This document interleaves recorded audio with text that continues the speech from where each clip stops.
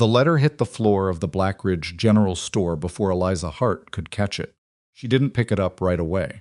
She stood there, both hands flat on the wooden counter, reading the words that Caleb Mercer had written in his clean, unhurried handwriting, the same handwriting that had spent 8 months telling her she was the woman he'd been waiting for his whole life. The storekeeper, a thin man named Dobbins, pretended to straighten cans on the shelf behind him. He wasn't fooling anyone. The 2 women near the door had already stopped whispering. "I have made other arrangements. I trust you will understand the practicality of returning home." That was it. No apology. Not even the performance of one. Eliza picked up the letter, folded it back along its original crease, and put it in her coat pocket. She had traveled 11 days to get to this town. She had packed 1 suitcase. She had spent nearly everything she had left. And the man who had promised to meet her at the stage stop had instead sent a note through a shopkeeper because he didn't have the spine to face her himself.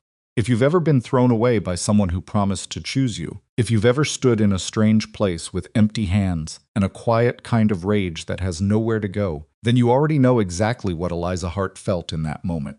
This is the story of what she did next. Before we go further, if stories like this one find a way into your chest and stay there, please take a moment to subscribe to this channel and turn on notifications so you never miss what comes next. Drop a comment and tell me what city or country you're watching from. I want to know how far this story has traveled. And if it moves you, hit that like button. It means more than you know. Now, let's go back to Blackridge, Colorado, 1883. The stagecoach had pulled into Blackridge just before noon, and even the heat felt unwelcoming.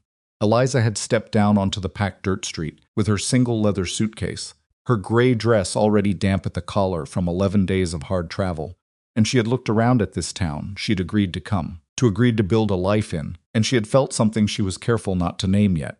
Not hope exactly. Something smaller than hope. More practical. A willingness. She was 27 years old. She was not what the magazines of the era called fashionable, and she had long since stopped pretending that bothered her less than it did. She was strong, genuinely strong, not the kind of strong people meant as a compliment when they couldn't think of anything else to say. Her hands had worked. Her back had worked. She knew how to manage a household, stretch a budget, keep her own counsel. She had read Caleb Mercer's letters so many times she could quote passages of them from memory. Not because she was romantic by nature, but because she was careful. And she had wanted to be sure she understood exactly who she was traveling across 4 states to meet. She had understood him incorrectly, as it turned out.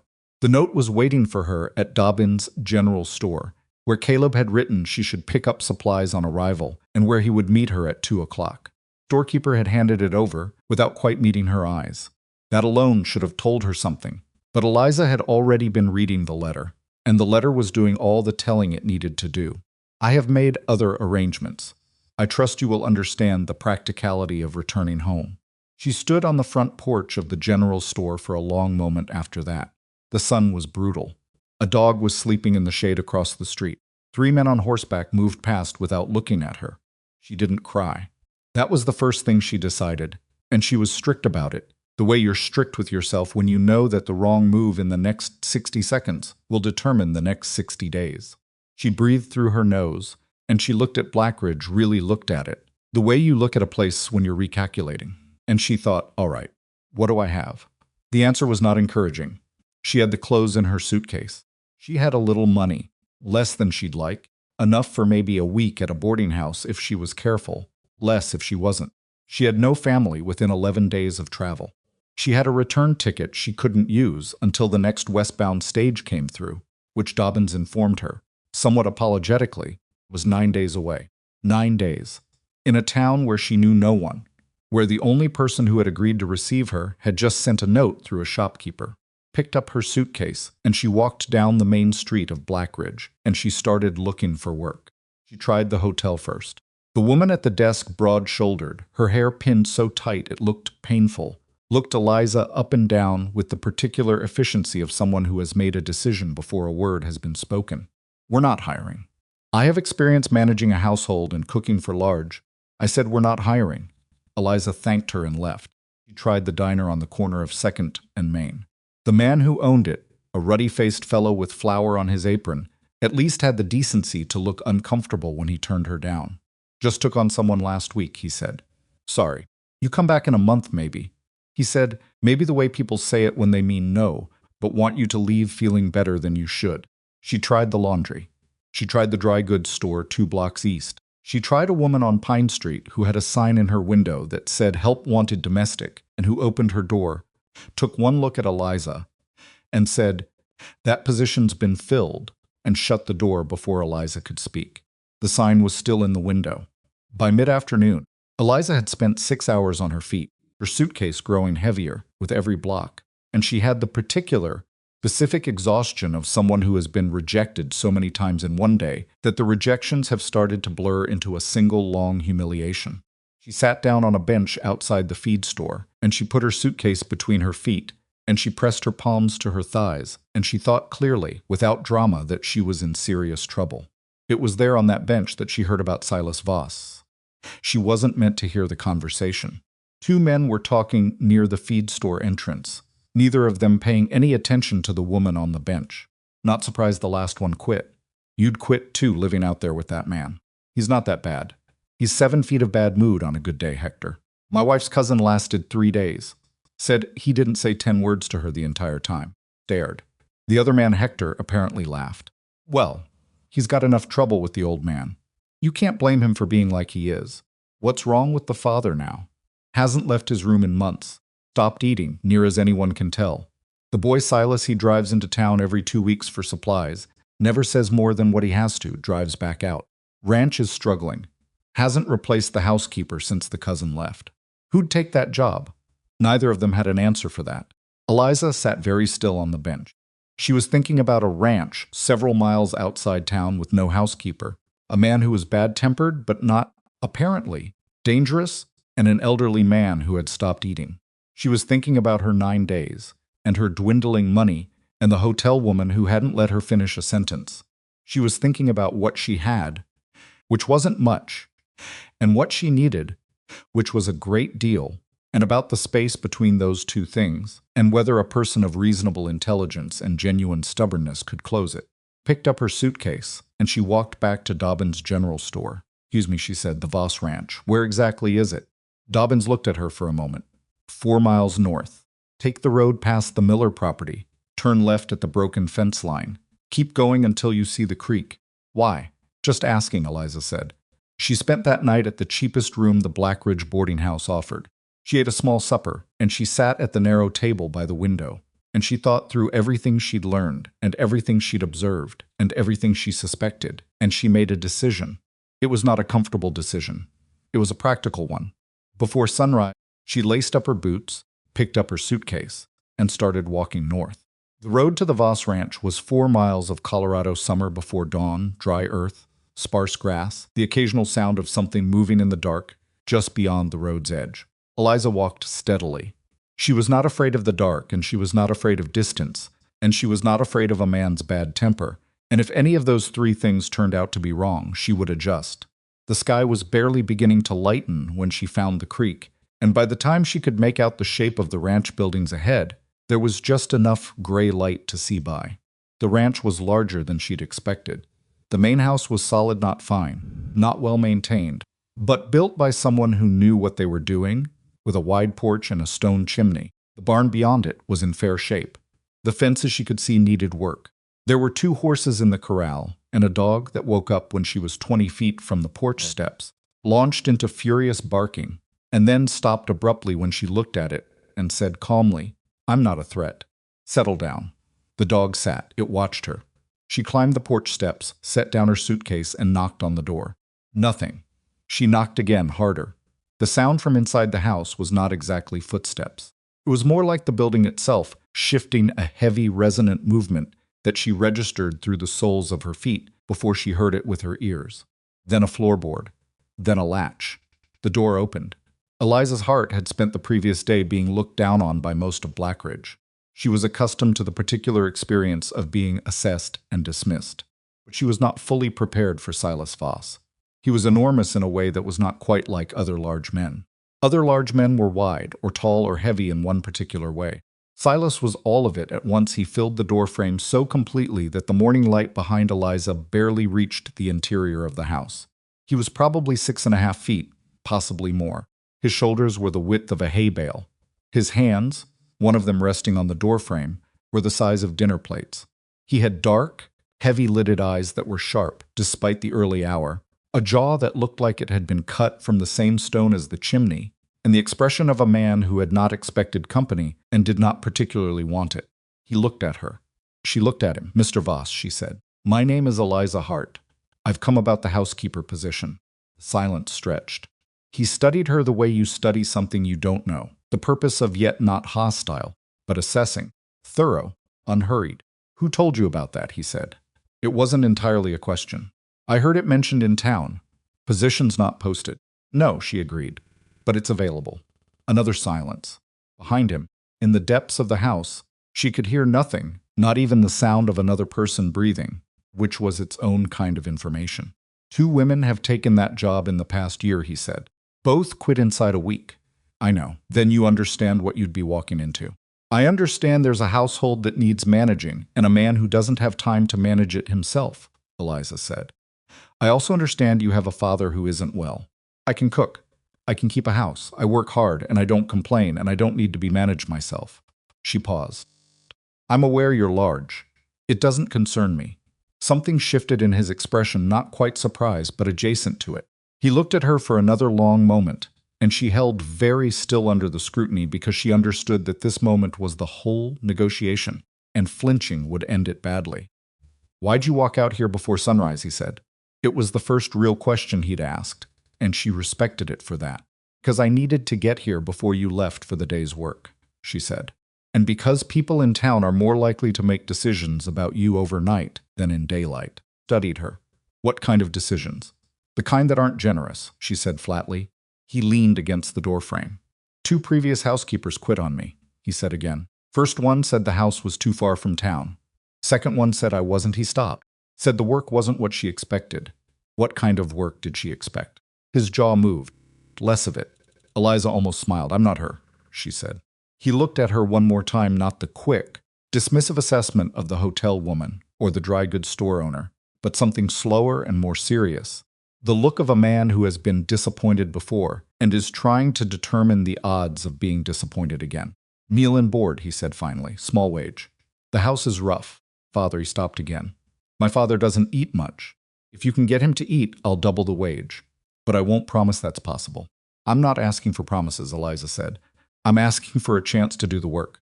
Silas Voss stood back from the door. She picked up her suitcase and she walked inside. The interior of the house was exactly what the exterior had suggested: solid bones, years of neglect.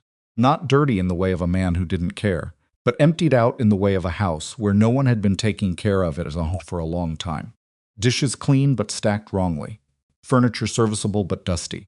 The kitchen, she could see it from the front room, was large, well built, with a good stove and a generous table, but it had the particular smell of a room where things had been cooked only for necessity and never for pleasure. Silas stopped at the hallway. "Your room is the second door on the left. There's a lock on it. My father's room is at the end of the hall. He paused. He doesn't open the door. He hasn't come out in a while. How long?" The big man's expression did something complicated. 4 months, near about. "Is he eating?" "Not much. I leave a tray outside his door at night. Half of it comes back." Eliza looked at the hallway. "What does he like? Food-wise? What did he used to eat?" Silas frowned, not an angry frown. More like she'd asked a question no one had thought to ask. "Biscuits," he said after a moment. "Good biscuits. Bean soup. He used to say my mother made rosemary bread that he could smell from the barn." He stopped himself. This was a long time ago. "I'll need to go through the pantry," she said. "Find out what you have. Help yourself." He was already turning toward the door, reaching for his hat. "I'll be out until evening. There's a list of things that need doing posted by the stove. Start wherever you think is." He stopped. "Start wherever you think." He left. The door closed behind him. The house was quiet. Eliza stood in the kitchen for a moment, listening to the quiet, and then she put her suitcase down, took off her coat, and rolled up her sleeves. She found the pantry first. It was not hopeless. There was flour, a lot of it dried beans, salt, a jar of preserved apples that someone had put up and then apparently forgotten, corn, some dried herbs that were old but not entirely dead. There were potatoes in a crate and onions hanging from a hook, and a small clutch of dried rosemary that made her stop for a moment, fingers on the stems, thinking. Started with the biscuits, because biscuits were what Silas had said without thinking, which meant biscuits were what lived somewhere in the honest part of his memory. And if the old man in the locked room had any honest memories left, she wanted to find out which ones were still accessible. She made the first batch badly on purpose. Not terrible, she needed the stove to take, but not her best. She needed to know how the stove behaved, where the heat ran hot, how the cast iron held. The biscuits came out serviceable, and she ate 2 of them standing at the counter, and she made notes in her head, and she started the second batch. The second batch was better. She left 4 of them on a small plate outside the door at the end of the hall. She didn't knock. She didn't say anything. She went back to the kitchen and started on the bean soup, because bean soups needed time, and she had given herself the whole morning. An hour later, she walked back to check. The plate was still there. Picked it up, took it back to the kitchen, covered it, and kept cooking. By midday, the ranch house smelled like something it probably hadn't smelled like in years. The soup was going. She'd cleaned the front room not thoroughly. That would take days, but enough to push back the feeling of abandonment. She'd found a bucket and scrubbed the kitchen floor, which had needed it badly. She'd located a broom that still had most of its bristles and had made a reasonable start on the porch. She went back to the hallway with a bowl of the soup and a fresh biscuit and set it outside the door. This time she paused, not quite knocking, just letting her presence be known. "There's soup," she said, "and a biscuit. I put rosemary in the biscuit. I'll come back for the bowl." Silent, she went back to work. When she came back for the bowl, the soup was gone. The biscuit was gone. The bowl was sitting outside the door upright, which she decided meant something, even if she wasn't sure what. She washed the bowl and set it on the rack and said nothing about it. Silas came back in the late afternoon. He came through the kitchen door the way a man comes through a door in his own house, without announcing himself, without particular ceremony, and he stopped. Eliza was at the stove. The kitchen was clean. The soup was still warm. There was a plate set at the table. He stood in the doorway for a moment, his massive frame blocking the light, and he looked at the kitchen the way you look at a room that has changed while you weren't watching. "There's soup," she said, "and biscuits. Sit down if you want it." He sat down. He was not a man who moved gracefully. He was too large for that, and his size made every piece of furniture in the kitchen look like it belonged to a smaller story. But he sat, and he put his hands on the table, and Eliza set a bowl in front of him and a plate of biscuits beside it. He ate without speaking. She went back to cleaning the counter. After a while, he said, "You got the old man to eat." "Some soup," she said, "a biscuit." He was quiet. "Then how?" "I didn't do anything dramatic. I put food outside the door and went away." He looked at the table. "I've done that." "I know," she said. "But I also knew what kind of biscuit to make." He didn't answer that. He ate the rest of his soup. When he was done, he set his spoon down, and he looked at her for a moment, not the assessing look from the morning, but something different, something that hadn't quite found its name yet. "You cleaned the porch," he said. "It needed it. You didn't have to do that. It wasn't on the list." "I know it wasn't on the list," she said, "but I was out there anyway."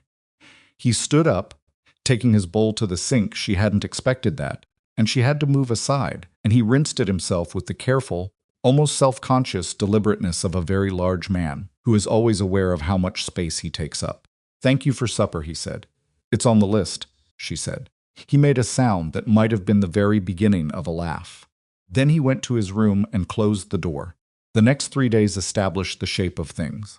Silas left before sunrise and came back in the late afternoon. He was not unfriendly exactly, but he was economical with words, with expression, with everything. He had the quality of a man who had learned, over a long time and through reasons she hadn't yet understood, that taking up space than his body required was a form of courtesy. When he moved through the kitchen while she was working, he pressed himself close to the wall, which was almost funny given how little difference it made. She got used to him faster than she'd expected. His size stopped registering as threatening almost immediately. It was simply a fact, like the height of the ceiling or the weight of the cast iron pan. What she noticed instead was that he was careful. He was careful with the animals. He was careful with his tools. He fixed things properly when he fixed them, not just well enough. He had a methodical quality that she recognized because she had it herself. Ephraim was harder. She left food outside his door every morning and every evening. She varied it. She didn't want him to get accustomed to the same thing. because accustomed things stopped being noticed. Biscuits, then soup, then a piece of salt pork with preserved apples, then a slice of the rosemary bread she'd spent the better part of an afternoon trying to get right with the flour and herbs she had available. Each time some of it came back. Each time less than the day before. On the fourth morning, she put a cup of coffee outside his door alongside the biscuits. When she came back, the cup was gone. She stood in the hallway and she thought, all right, that's something. She said nothing to Silas. She didn't want to make it something it wasn't yet. The conversation that changed things between her and Silas happened on the evening of her 5th day, and it happened the way the significant conversations usually happen sideways, without warning, because neither of them had been trying to have it. She had found a broken chair in the back room that morning, and she'd spent time that afternoon figuring out whether it could be fixed. Could be, if someone with the right tools worked at it, but the tools she needed were in the barn. She'd gone out to get them, which was when she'd found Silas in the middle of a repair job on the fence line that ran along the south side of the corral. She had watched him work for a moment before he noticed her, not because she meant to, but because she'd come around the corner of the barn and he'd been turned away.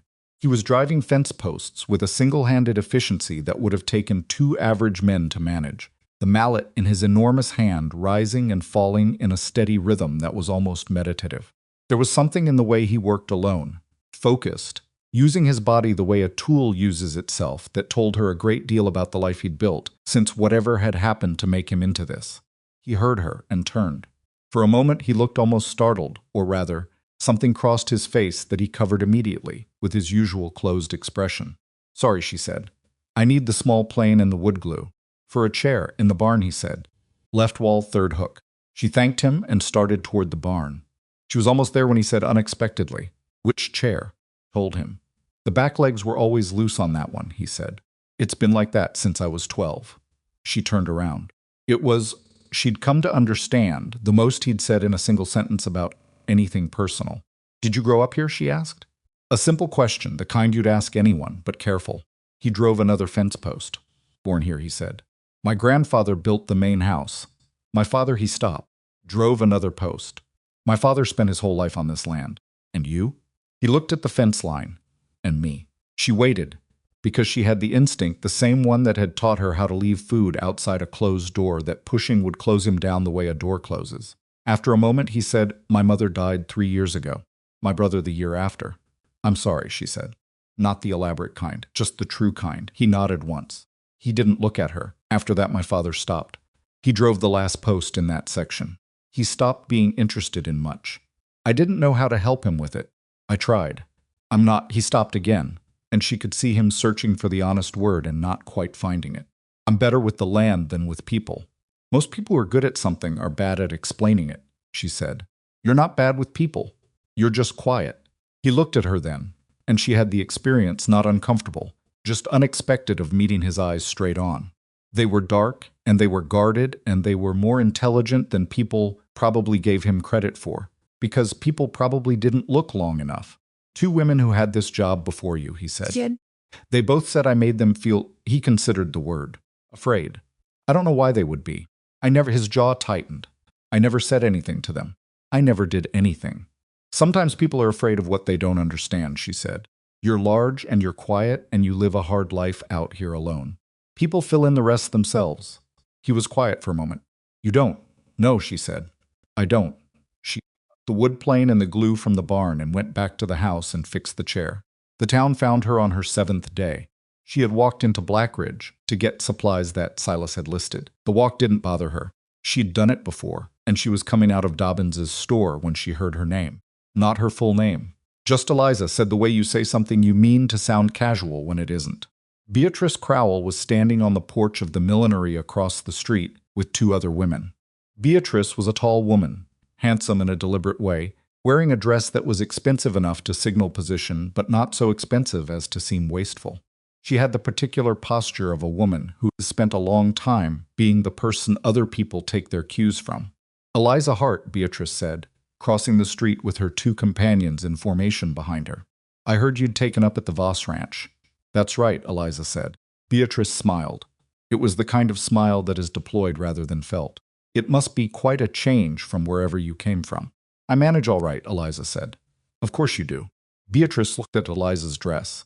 Her shoes, her suitcase. She'd brought one of the smaller bags into town for the supplies with the rapid, comprehensive inventory of a woman who has been assigning values to other women's appearances her entire life. It's just that the Voss ranch is quite remote, for a woman on her own. It's 4 miles from town, Eliza said. I've walked worse. Beatrice tilted her head. And how is Mr. Voss treating you? I imagine he can be… She paused, smiling pleasantly. Challenging to be around. He's not exactly. Another pause, this one more deliberate. Well suited to company. He's been perfectly reasonable, Eliza said. Beatrice looked at her for a moment. The smile didn't waver, but something behind it sharpened. Of course. I just wonder if you understand what you've walked into, coming here the way you did. Blackridge can be difficult for a woman without… She let the pause do the work. Without connections. Eliza looked at her. She had spent 8 days being very careful about every word out of her mouth because she was new and broke and without allies, and being careful was the only leverage she had. She continued to be careful now. Thank you for the concern, she said pleasantly. I'll be sure to manage. She picked up her bag, and she walked down the street, and she did not look back, and she did not let any of it into her face until she was past the first bend of the North Road. Then she walked the 4 miles home, thinking about what Beatrice Crowell wanted, and why she wanted it, and what she was capable of, and by the time the ranch came into view, she had a reasonable answer to all 3 questions. The moment that changed the mathematics of the whole situation happened on the 9th evening. Eliza had been in the kitchen, finishing the supper cleanup, when she heard something she hadn't heard before. Not from Silas's direction, from the far end of the hallway. A door. She stood completely still, her hands in the dishwater, and she listened. Footsteps. Slow ones, careful ones, the footsteps of a man who wasn't sure how far his own body would carry him. She dried her hands. She didn't move toward the hallway. She waited. Ephraim Voss appeared in the kitchen doorway. He was not what she had expected, and she realized she hadn't prepared herself properly for this moment because she hadn't fully believed it would come. He was older than she'd imagined, or maybe just smaller, reduced by the months of staying in that room to something that was still recognizably a man, but only barely. He was very thin. He had the same heavy jaw as his son, the same dark eyes, but his had the quality of something that had been burned down to its last reserve. He was wearing his clothes, which mattered to her. He had put on clothes before he came out, which meant some of him had known he was going to do this and had decided it was worth doing correctly. He looked at her. She looked at him. You made the rosemary bread, he said. His voice was rough with disuse, but it was there. I did, she said. I wasn't entirely happy with it. I think I used too much cornmeal. He was quiet. He looked at the kitchen. He looked at the table. He looked at the stove. She watched him do it, watched him see the room as it was now, versus whatever it had been in his memory, and she stayed still and quiet and let him take his time. Chair, he said. He meant the one at the head of the table. I know, she said. Would you like to sit in it? He shuffled forward. It took him longer than it should have, but he got there, and he lowered himself into the chair at the head of the table with the careful deliberateness of a man who is testing whether the world will still hold him. It held him. Eliza turned back to the stove. There's soup left, she said, and half a loaf of bread. It's not fresh, but it's not bad either. Take it, said Ephraim Voss. She set it in front of him. She sat down across the table, not next to him, because next to him would have been too close. Folded her hands, and she watched him eat. He ate slowly, then faster. He ate the bread. He used the spoon properly, and he kept his elbows off the table. And there was, underneath all the wreckage of the last few years, the remains of a man who had once known who he was. When Silas came through the kitchen door 20 minutes later and saw his father sitting at the table, he stopped. The big man stood in the doorway, and he looked at Ephraim, and something crossed his face that Eliza had no business looking at too directly, so she looked at the table instead. Well, said Ephraim. He didn't look up from his bowl. You're late. Silas's voice, when he found it, was rough. I had a fence to finish. Sit down then, the old man said. The woman made soup.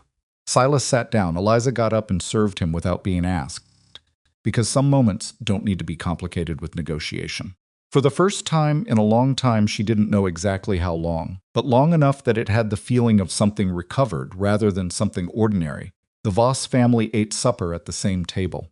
She didn't feel proud exactly. She felt something more like relief, which is what you feel when something that needed to happen finally happens. Outside the kitchen window, the Colorado summer pushed on. The stars were starting. The ranch was quiet. Eliza Hart who had arrived in Blackridge 11 days ago with one suitcase and a letter she should never have trusted, sat at a table that wasn't hers, in a house she hadn't known existed, with two men who were only beginning to understand that something in their lives had started to shift. She thought, all right. She thought, this is something. She ate her soup. The morning after Ephraim came to the table, Eliza woke before the sun and lay in her narrow bed for a few minutes listening to the ranch settle around her. It was a house that made noise in the dark, not alarming noise, just the sound of wood that had been standing a long time, and had opinions about the temperature. The roof popped. A board in the hallway gave its usual low complaint. Outside, one of the horses shifted in the corral, and the sound came through the window like something familiar, like the ranch was breathing. She got up. She dressed in the dark. She went to the kitchen and started the stove. She had been here 9 days now, and the mornings had become their own kind of routine fire first, then water for coffee, then whatever needed doing before Silas came through the door at whatever hour he decided the work had started. He didn't keep regular hours exactly. He kept the hours the work required, which were always early and usually long. She made biscuits again. She'd made them every morning because Ephraim had eaten them every morning, and she was not going to be the one to interrupt something that was working. But she changed them slightly each time, a little more salt. A touch of the preserved apple worked into the dough one morning, a fistful of dried herbs another, because she understood that the point was not the biscuit exactly, but the slight anticipation of what the biscuit would be today. She left the morning plate outside Ephraim's door, as always. 20 minutes later, she heard the door open, and then she heard something she hadn't heard yet. The old man's slow shuffle, not stopping at the plate, but continuing. Down the hall, into the kitchen. He was wearing the same clothes as the night before. His hair was not combed. He looked like a man who had spent a rough night arguing with himself about something and hadn't entirely won. Apple, he said, sitting down in his chair and breaking open a biscuit. Too much? No, he chewed. My wife put apple in hers sometimes. In the fall, Eliza poured him coffee and sat down across from him and said nothing, because nothing was the correct response. He ate 2 biscuits and drank the coffee and stared at the table. Then he said, she's been gone 11 years. I know, Eliza said, and then added, Silas mentioned it. Ephraim looked at her. He mentioned it briefly. The old man made a sound that wasn't quite a laugh. He doesn't talk much. No, she agreed, he used to. Ephraim turned his cup in his hands, big hands. She noticed, same as his son's, though Ephraim's were thin now, the knuckles prominent. When he was a boy, he talked your ear off. Wouldn't stop asking questions about everything. Cattle, the land, the sky, why things were the way they were. He paused. After his mother died, and then Daniel, he stopped. Eliza waited. His brother Ephraim said. Daniel was 3 years younger. He got sick, fever, he set down the cup. Silas sat up with him for 6 nights. Did everything right. It didn't matter. The kitchen was very quiet. Outside the window, the first pale light was starting. He stopped asking questions after that, Ephraim said. Stopped talking much at all. Just worked. That boy works like he's trying to outrun something. He looked up at her. Suppose he is. Eliza thought about the man who pressed himself against the walls when he moved through the kitchen, who drove fence posts with the steady focus of someone who needed the rhythm, who had said, I'm better with the land than with people in the way that people say things they've decided to accept about themselves, even when the decision still costs something. He's doing all right, she said. Ephraim looked at her for a moment. Are you saying that to make me feel better? I'm saying it because it's true, she said. He's carrying more than he should be carrying alone, but he's doing it. That's not nothing. The old man was quiet. He finished his coffee. He put the cup down and he sat in the kitchen while Eliza started the day's cooking. And he didn't talk much more. But he was there, which was different from the door at the end of the hall, and different from not eating, and different from the nothing of the last 4 months. When Silas came through the kitchen an hour later, stopping dead in the doorway, again, at the sight of his father at the table, though he covered it faster this time, Ephraim looked up and said, the south fence line. Did you finish it? Silas stared at him, most of it. The post at the corner marker was loose before Christmas. Did you get to that? I got to it. Ephraim made a sound of vague acknowledgement and looked back at his coffee cup. Silas looked at Eliza. She looked at the stove. The look lasted maybe 2 seconds and said several things that would have taken much longer to say out loud.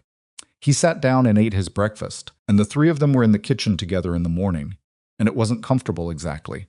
There were too many hard years in the room for it to be comfortable, but it was real, and real was enough for now. The work of the ranch house turned out to be considerable, and Eliza was glad of it. Not because she was the kind of person who used work as avoidance. She had a low opinion of that particular coping mechanism, having watched it operate on several people she'd known, but because the work was real, and the results of it were visible, and after several weeks of living with the particular despair of the stranded, the humiliated, visible results were what she needed. She worked through the house, room by room. Not decorating she wasn't there to decorate, but restoring the basic order that had been lost in the long, slow collapse of a household, where no one had had the time or the heart to maintain it. She found storage solutions for the front room that made it feel larger. She repaired a window that had been letting in cold air for apparently several seasons, using materials from the barn with Silas's tacit permission, since he had made clear early on that anything in the barn was available for use. She organized the pantry so that what they had was visible and accessible, rather than buried and forgotten, which immediately made her better at cooking, because she could see what she was working with. Kitchen garden was a project she took on in the second week, without asking, because the raised beds behind the kitchen were there and had soil in them, and it was late enough in summer that she could still get some things established if she worked fast. She found old seed packets in the back of a drawer, tested their viability, and planted what was still good. Beans, squash, some late lettuces that would be a gamble. Silas found her out there one morning, on her knees in the dirt, doing the work at sunrise before she'd started the kitchen fire. "You don't have to do this," he said. "I know." She pressed seeds into the earth with her thumb. "They'll be squashed by early fall if these take, and the beans will come faster." He watched her for a moment. "You've gardened before." "My whole life." He stood there another moment, and she had the sense he was calculating something not about the garden, about her, and then he went to the barn and came back with a better trowel than the one she'd been using, and he left it beside her without saying anything, and went to work. She used the trowel. It was a good one. Ephraim improved in increments that were small enough, day by day, that you could almost miss them if you weren't paying attention. But Eliza was paying attention. First he came to the kitchen in the mornings. Then he started coming in the evenings too, before supper. Then he started talking not extensively, not in the way of a man who has decided to be sociable, but in the way of a man who has remembered that words are sometimes useful and has started picking them up off the floor one at a time. He talked about the ranch. He knew it in a way Silas did, too. But differently, Ephraim knew it the way you know something you built, with a father's specificity about origins and intentions, why a particular fence line ran where it did, which fields had always been reliable, and which ones had to be coaxed. He talked about the history of the land the way some people talk about family members, with affection and irritation, and the complicated loyalty that comes from a life spent on one piece of ground. He talked less about his wife and his son Daniel. When those subjects came close, he went quiet, and Eliza didn't push them. There was, she understood, a difference between grief that was ready to be spoken and grief that was still just wait.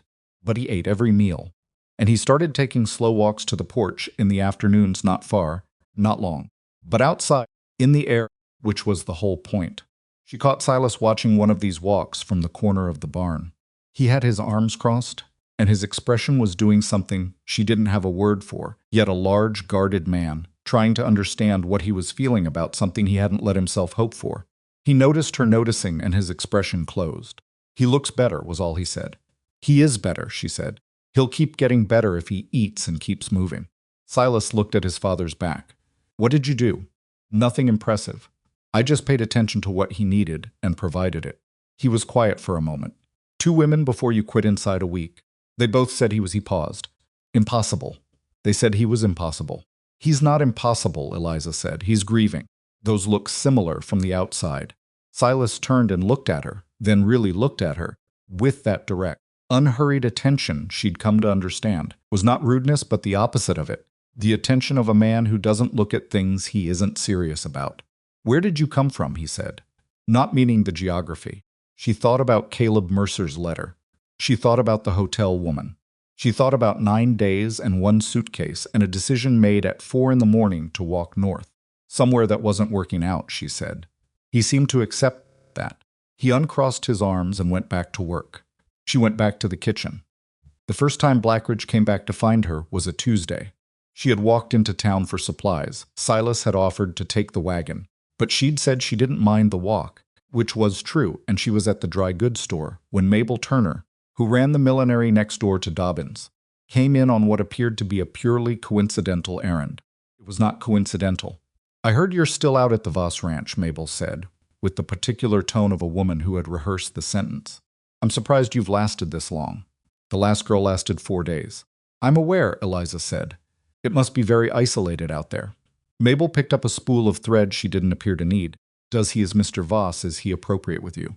Eliza looked at her. "He's my employer," she said. "He's professional." "Course." Mabel set down the thread. "I just wondered." She made a vague gesture that was meant to indicate Silas's size and manner, and everything that Blackridge had apparently decided was troubling about him. "He's quite unusual. He works hard and he keeps his word," Eliza said. "That's not unusual. It's just undervalued." Mabel blinked. She had clearly expected a different kind of conversation.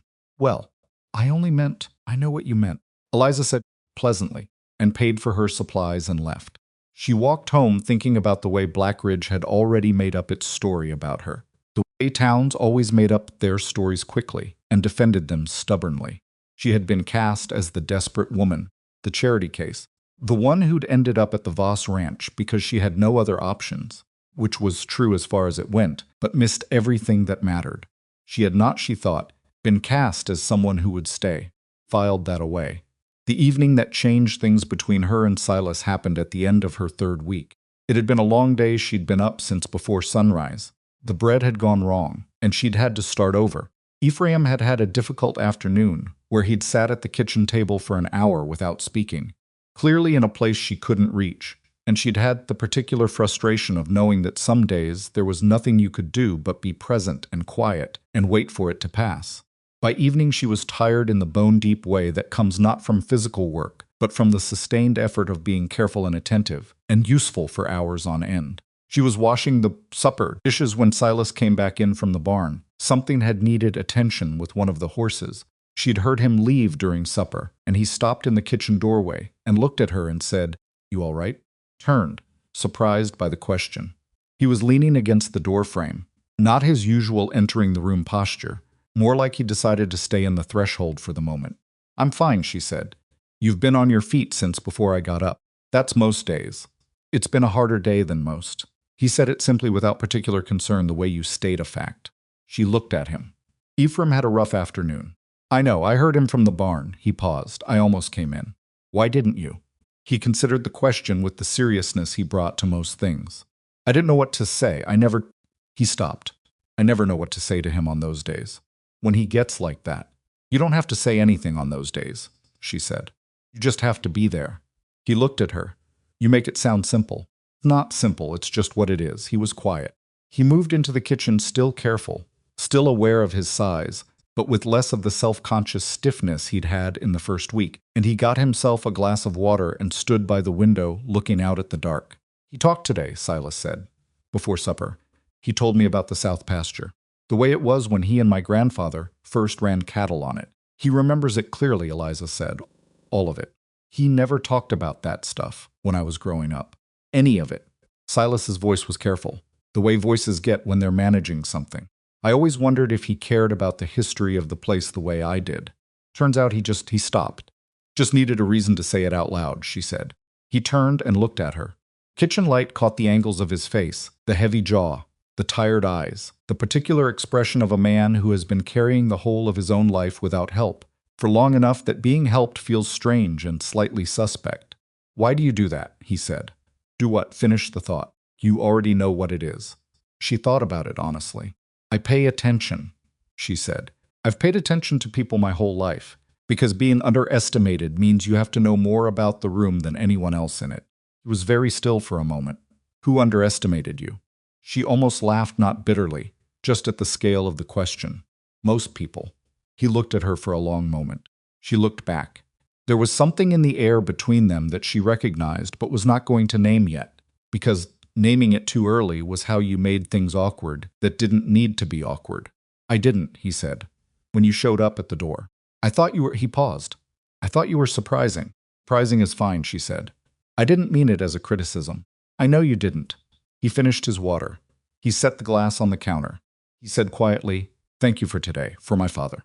It's what I'm here for. He looked at her again, and the look said clearly, if she was reading it right, that he had noticed she had not said it's just my job, and that the difference mattered to him.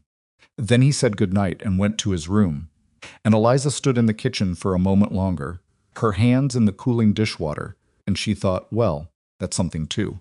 Beatrice Crowell made her move in the 4th week. Eliza had known it was coming. She'd had enough warning from the interactions in town, the looks, the careful questions. The women who fell quiet when she walked into the general store to understand that Blackridge had been consolidating its position. What she hadn't known was what form the move would take. It took the form of a social call.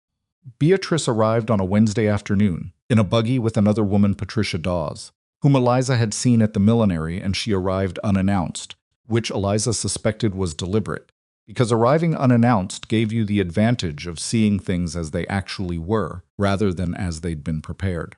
Eliza saw the buggy coming from the kitchen window and had about 90 seconds. She used them to put on a clean apron, run her hands through her hair, and decide on her position, which was entirely calm, welcoming without being eager, giving absolutely nothing away. She met them on the porch. "Mrs. Crowell," she said. "What a surprise. Come in." Beatrice looked at the porch, which was clean, which she had clearly expected not to be, and then at the door, and then at Eliza, and she came in. The house was in better shape than Blackridge had evidently told itself. Eliza watched Beatrice's eyes move through the front room, cataloging, comparing the evidence in front of her against the stories she'd already assembled. Clean floors, the orderly furniture, the smell from the kitchen, which was good. There was bread going and something savory on the stove. "You've made quite an impact," Beatrice said, in the tone of a compliment with a question inside it. "I work hard," Eliza said. "Sit down, I'll get coffee." She did not ask if they wanted it. She got it. Because getting it was a statement, this is my kitchen. I'm comfortable here. And because offering gave them the option of refusing, which she didn't want them to have. They sat in the front room. Beatrice looked around the room with the practiced eye of a woman who has made judgments about domestic arrangements for decades and has very fixed standards. Patricia Dawes looked at Beatrice to see what she was supposed to think. "Mr. Voss must be pleased," Beatrice said. "You'd have to ask him," Eliza said. "He doesn't say much." "No," Beatrice agreed. "He doesn't. He never has." She held her coffee cup with both hands, elegant hands, rings on 2 fingers, and she looked at Eliza with that particular directness that was meant to feel more like concern than aggression.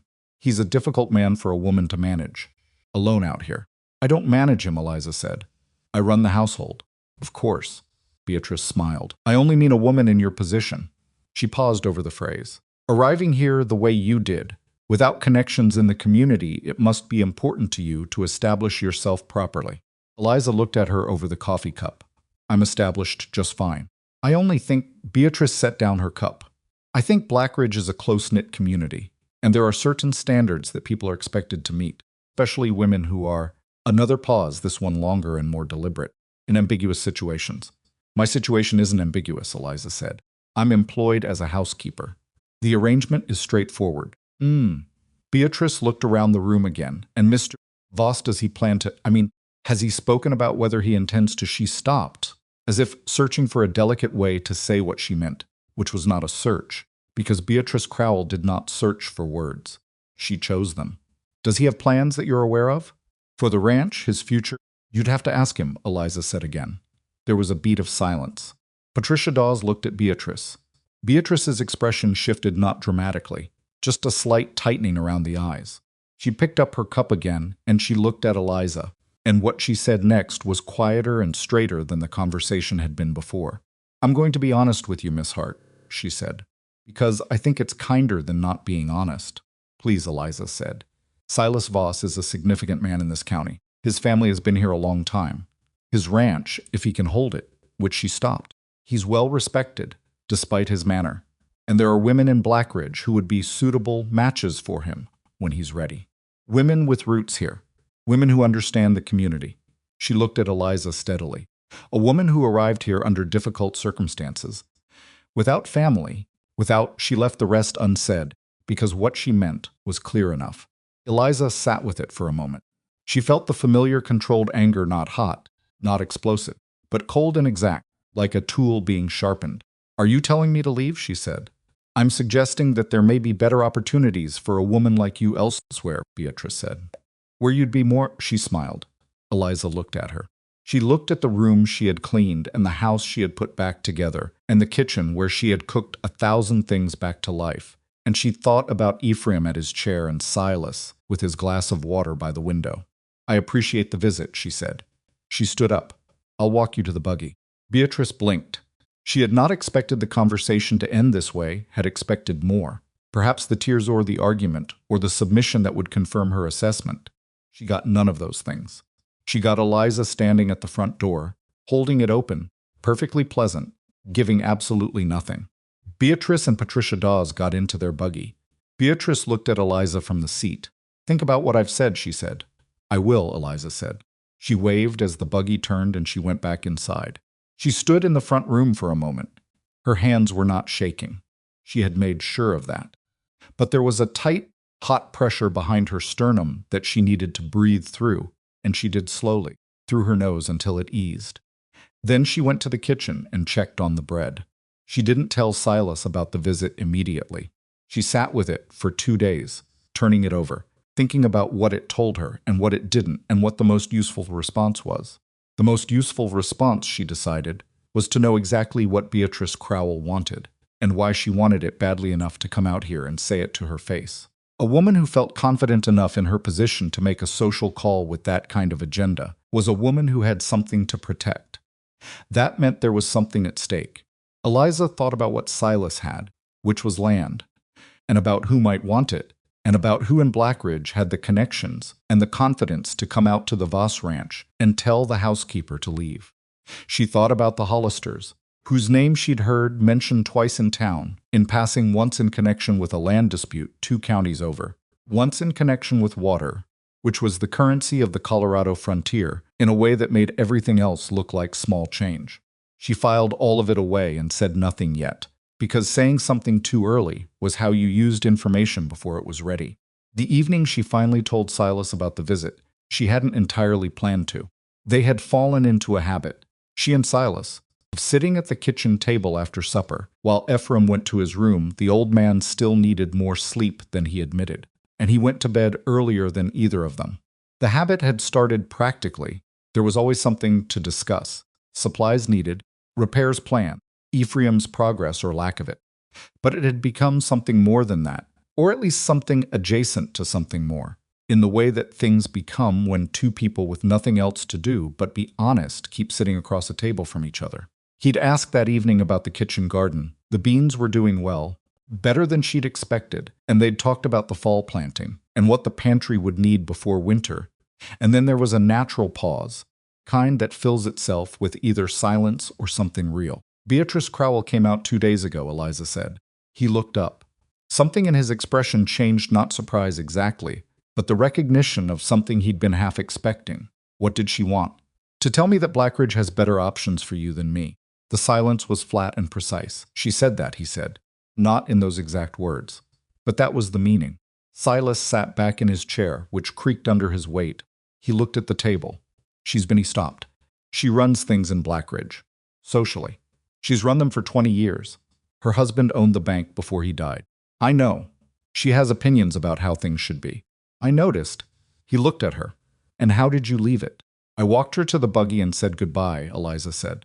Pleasantly. His expression did something complicated. You didn't argue with her. It wasn't the right moment for an argument, she said. I didn't have enough information yet. Arguing before you know what you're arguing about is just noise. Studied her. What information were you looking for? She looked at him steadily. Why does Beatrice Crowell care who works at your ranch? He didn't answer immediately. He turned his coffee cup in his hands, which she had noticed he did when he was deciding how much to say. There's been some interest, he said, finally, in the ranch. From people in town, the north pasture especially. It runs up to the creek. The Hollisters? She said. He looked at her sharply. How do you know that name? I heard it mentioned. Twice in passing in town. Both times in connection with land and water. He was quiet. Then they've made an offer on the north pasture. Twice. I've turned them down twice. Why do they want it? Because whoever controls the upper creek controls the water for 3 properties downstream. Mine is one of them. If they own the north pasture and they put up a dam, he stopped. Eliza said nothing. She was doing the math, and it wasn't complicated. What does Beatrice have to do with the Hollisters? She said. His jaw moved. Her husband's bank. The Hollisters are the bank's biggest clients now that Henderson's gone. Whatever's good for the Hollisters is, he shrugged, which on his enormous frame was a significant gesture. I can't prove anything, but she's been present since they started making offers. Eliza looked at him for a long moment. How bad would it be, she said. They controlled the creek. It would be bad, he said. End of the ranch bad if they wanted it to be. The kitchen was very quiet. Then we need to be careful, she said. He blinked. We? She heard the word back, as he'd heard it, not the employee we, not the polite we, but the we that implies a shared stake, and she didn't backtrack. You need to document everything, she said. Every offer, every conversation, every interaction with the Hollisters. And you need to do it now before anything moves. He looked at her. You sound like you've thought about this. I've been thinking about it for 2 days. He sat with that. Then he said, why? It's not your problem. She looked at him directly. The ranch is doing all right, she said. Ephraim is getting better. She stopped, chose the honest word. You're not as alone as you were. I have a reason to care about what happens here. He was very still. He was looking at her with that serious, unhurried look, the one that meant he was paying full attention and not performing anything. All right, he said finally. I'll start documenting. Good, she said. She got up and cleared the last of the supper things, and the conversation was over, but something in the room was different than it had been before, and she thought about it later in her narrow bed while the ranch settled around her in the dark. She thought about Caleb Mercer's letter, which she had read so many times she knew it by heart, and which she had kept in her coat pocket since the day she'd picked it up off the floor of the general store. Still had it. She hadn't burned it. She hadn't been ready. She wasn't sure she was ready yet, but she was closer. Outside her window, the Colorado summer was beginning its slow turn. The nights were cooler than they'd been in her first week. The kitchen garden was growing. Ephraim was sleeping in his own room, by choice, and eating 3 meals a day, and walking to the porch every afternoon. Silas Voss, who had warned her that 2 women before her had quit inside a week, had just said all right and meant it, closed her eyes and slept. The documentation started the next morning. Silas was not a man who did things halfway once he had decided to do them. That, Eliza had learned, was one of the reliable things about him. The deciding took time, sometimes frustrating amounts of time, but once it was done completely. He came to the kitchen before sunrise with a leather-bound ledger he'd had in the office off the front room. A room Eliza hadn't fully explored yet because it had the feeling of private territory, and he set it on the table and looked at it for a moment. I need to write down every interaction with the Hollisters, he said. Every offer, every conversation, dates, what was said, who was present. Start from the beginning, Eliza said, not just recent. Everything you can remember, going back to the first contact. That was 8 months ago, he said. Then start 8 months ago. He sat down and he wrote. He was not a fluid writer. She could see from where she stood that his handwriting was large and deliberate. The handwriting of a man who had taught himself to be careful with letters, because they didn't come naturally, but he was thorough. He wrote for an hour before breakfast, and another hour after, and by midday he had 3 pages. He slid the ledger across the table to her without asking. She read it carefully. She read it the way she read everything important, not for the first impression, but for what was underneath the first impression, the structure beneath the surface. The first offer, she said. When exactly did it come? Told her the date. She looked at the ceiling, calculating. And the water claim, when did you first hear about that? Told her. She put the 2 dates side by side in her head and looked at them. The offer came first, she said. By 6 weeks. That matters, she said. He looked at her. Why? Because if a man offers to buy something and then when you refuse, suddenly files a legal claim on the water that feeds it, that's not a coincidence. It's a sequence. And a sequence tells a story. She tapped the ledger.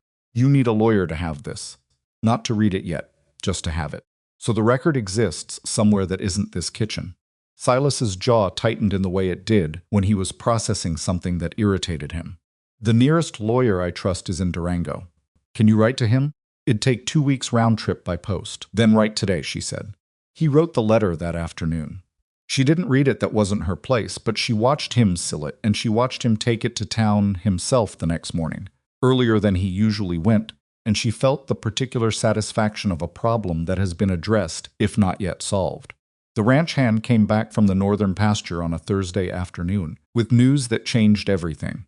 His name was Mateo Reyes. She'd seen him twice before in passing, a lean, weathered man in his late 40s who said little and worked steadily, and seemed to have the same understanding of the ranch's geography that Ephraim had, the deep somatic knowledge of a man who has walked the same ground for decades.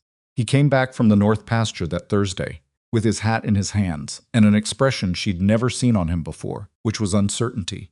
He found Silas at the corral, and Eliza heard the conversation through the open kitchen window, not intending to eavesdrop but not moving away either, because the tone of Mateo's voice was the tone of news that mattered. "Creek's different," Mateo said. Silas straightened from what he'd been doing. "What do you mean different?" "Flows down, noticeably. Been watching it for 3 days. Figured it was just the late summer drop. But it's not the season pattern, Silas. It's down too much, and it's down on the wrong side of the bend. The south flow is fine, but the north branch," he stopped. "Something's blocking it upstream." The silence lasted 3 full seconds. "Something," Silas said. "Something that wasn't there 2 weeks ago," Mateo said carefully. Eliza set down what she was holding and walked out to the corral. Both men looked at her. She looked at Silas. "You need to go see it yourself," she said. "Today. And you need to take something to record what you see." He looked at her for a moment. "We don't have a camera." "Dobbins' store has a man who does portraits on the weekends," she said. "His name is Fenton. He has equipment. That's 12 miles and half a day." "I know," she said. "Is it worth half a day?" He held her eyes for 3 seconds. Then he turned to Mateo. "Saddle 2 horses. I'll go to Dobbins," Eliza said. "I'll be back with Fenton before dark if I take the wagon." Silas looked at her.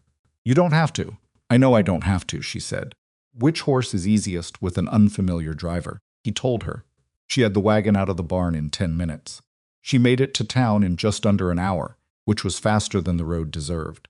Dobbins told her that Fenton, a man named Harold Fenton, who supplemented his farming income with portrait photography, lived a mile east, and she went there directly and knocked on the door and explained what she needed with a precision that left no room for negotiation.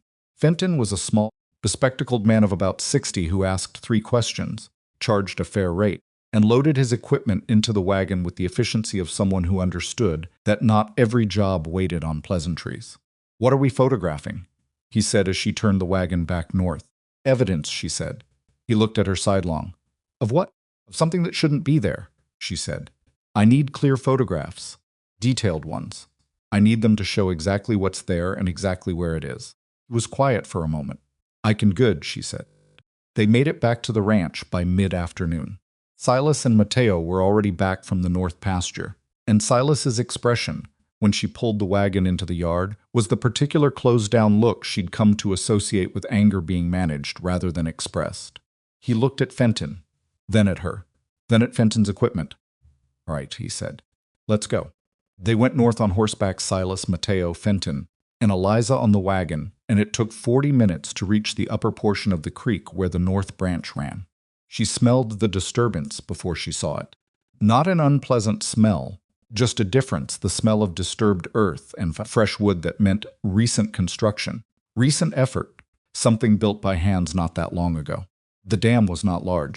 That was the first thing she registered. It wasn't an enormous engineering project. It was the work of 3 or 4 men over 2 or 3 days.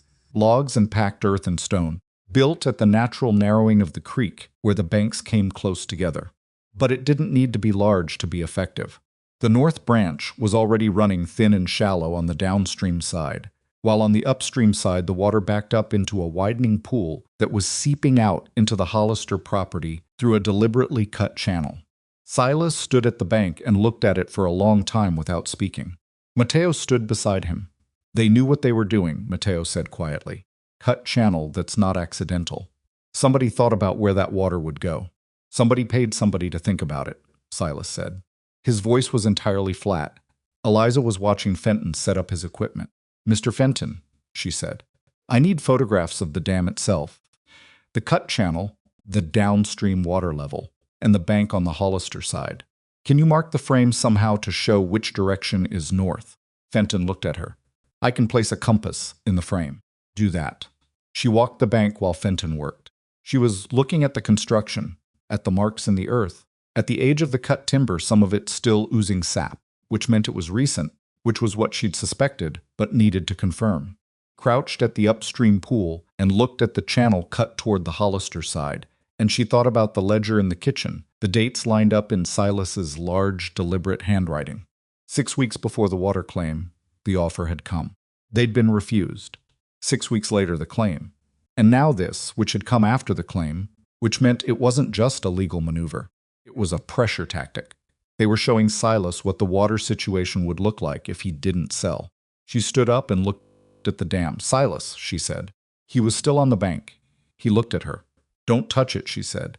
His expression was tight. She could see what he wanted to do with the dam. He was a very large, very strong man, standing in front of something infuriating, and the physical impulse must have been considerable. "Eliza, if you tear it out, you give them an argument," she said. "You become the man who interfered with their water claim before the court has ruled. You give them a grievance." She held his eyes. "Leave it exactly as it is. Let the photograph speak. Let the date speak." He was silent for a long moment. His hands, she noticed, were closed into fists at his sides, not aggressive. Just the physical language of a man holding something very still. "They're drying out my cattle," he said. It was quiet when he said it, which made it worse than if he'd shouted. "I know," she said. "And a court is going to see the photographs and see the dates in your ledger and understand exactly what was done and in what order. You have to trust that." "I've seen courts go the wrong way," he said. "So have I," she said. "But you have a stronger case than they do, and you have to protect it. Don't give them anything they can use." He looked at the dam. He looked at her. He opened his fist slowly. "All right," he said. "Leave it." Fenton took 11 photographs. When they were done and writing back, Silas was quiet in a way that was different from his usual quiet wound, tighter, with an edge to it.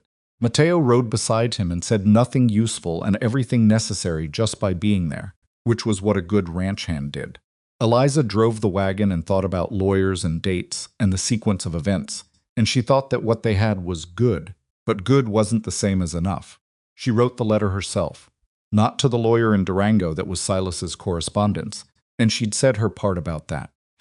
But the following evening, while Silas was in the office organizing the ledger, and Ephraim was in his chair by the kitchen stove, she sat at the kitchen table and wrote a careful, detailed account of the events in sequence.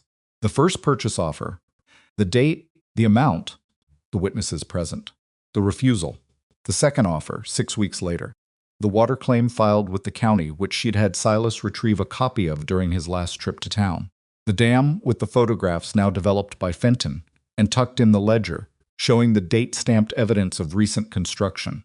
She wrote it as a narrative because narratives were harder to dispute than lists of facts, and she wrote it without emotion because emotion gave opposing lawyers something to work with. She was not a lawyer herself, but she had the quality that made lawyers effective. When they were good, she was precise. She was sequential, and she did not state anything she couldn't support. She was halfway through the second page when Ephraim looked over from his chair and said, "What are you writing?" "A summary of the Hollister situation," she said, for the lawyer. The old man was quiet for a moment. Silas showed me the photographs. "Good," she said without looking up. "The dam," Ephraim said. "That used to be the best water on the property. My father found that creek. Spent 3 days digging the channel that feeds the North Branch." He paused. "It fed this ranch for 40 years. She looked up. His expression was something between grief and anger, which was a combination she recognized because she'd been carrying a version of it herself for weeks. "It'll feed it again," she said. "We just have to do this right." He looked at her. "You sound sure." "I'm not sure," she said honestly. "The alternative is worse." He made a sound of agreement. He watched her write for a while, and then he said, "You're smart." She almost smiled. "I pay attention. It's the same thing," he said. She looked at him for a moment. He was looking at the stove, his big thin hands resting on his knees, his face carrying the complicated expression of a man who has come back from somewhere very dark and is still getting his bearings. "Eliza," he said. "Yes, I know why you came here." He said it carefully, not cruelly. "I heard things. In town before all this, Silas told me what happened. With the man who brought you here." She set down her pen. "I see. I'm not saying it to make you uncomfortable," he said. "I'm saying it because—" He stopped. He was searching for the words the way he always did, slowly, without performing the search. "Caleb Mercer is a fool," he said finally. "That's all I wanted to say." She looked at him for a moment. Then she picked up her pen. That's kind of you. It's not kind, he said, it's just accurate. She went back to writing, and he went back to watching the stove, and the kitchen was warm and quiet, and outside the window the Colorado night was doing what it always did, enormous and dark and entirely indifferent to the small, complicated dramas of the people underneath it. The week before the harvest gathering, Blackridge redoubled its efforts. She heard it in the way conversation stopped when she entered Dobbins. She saw it in the way women on the main street managed their expressions when she passed, not overtly hostile, which would have been easier to deal with, but the specific social exclusion that works through omission, not greeting, not meeting eyes, not including. It was the kind of thing that was designed to make a person feel like they were disappearing. Eliza did not disappear. She bought her supplies. She spoke to the people who would speak to her, Dobbins himself, who was decent if cautious, Fenton, who had developed a collegial respect for her since the damn photographs, a Mexican woman named Rosa who ran the laundry and who had no particular investment in Blackridge's social hierarchy and who talked to whoever she wanted, and she went back to the ranch and cooked and cleaned and wrote and documented and planted and thought. She heard from Mateo, who had his own sources in town, that Beatrice Crowell had been to the Hollister property twice in 1 week. She heard that the harvest gathering, the big community social event of the season, held every October at the Blackridge Town Hall, was being organized by Beatrice this year, as it apparently had been for many years. She heard that it was expected to be the largest gathering in recent memory, and that Beatrice had made clear, through the channels through which Beatrice made things clear, that certain people were expected to attend and other people were not. Eliza was in the second category, she told Silas.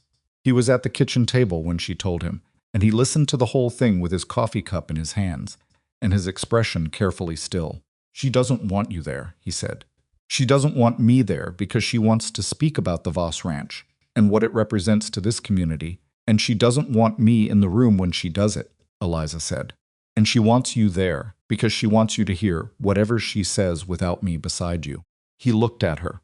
What do you think she's going to say? Something about community standards and appropriate arrangements, Eliza said. Something that sounds like a concern for your welfare and is actually an argument for why you should sell to the Hollisters. Something that puts enough social pressure on you that the choice between fighting and settling starts to look easier than it is. He was quiet. She thinks I'll fold. She thinks everyone folds eventually, Eliza said. She's usually right. That's why she's been doing this for 20 years. He looked at the table. I'm not folding. I know you're not, she said, but she doesn't know that yet. He looked up at her. Are you coming? She met his eyes. That depends on whether you want me there. He held her gaze for a moment, and she had learned by now how to read the small, spare movements of his expression, the slight shift around the eyes that meant he was working something out, the almost imperceptible change in the set of his jaw when he'd arrived at a decision. I want you there, he said. Then I'll be there, she said. She almost didn't get the chance. 2 days before the gathering, Beatrice Crowell came back to the ranch. This time she came alone, without Patricia Dawes, which told Eliza that this was not a social call with witnesses but something more direct. Eliza met her on the porch. Silas was in the north pasture with Mateo, dealing with the water situation as best they could while the legal process ground forward at its own pace. Ephraim was inside. She'd heard him moving in his room before she came out. Beatrice stood at the bottom of the porch steps and looked at Eliza with the particular expression of a woman who has decided that pleasantries are no longer useful. I'll be direct, she said. You've been fairly direct, Eliza said. Dirección, she used the Spanish word unconsciously, then caught it, which told Eliza something. I'm going to be more so. She put her hands together in front of her, a composed gesture.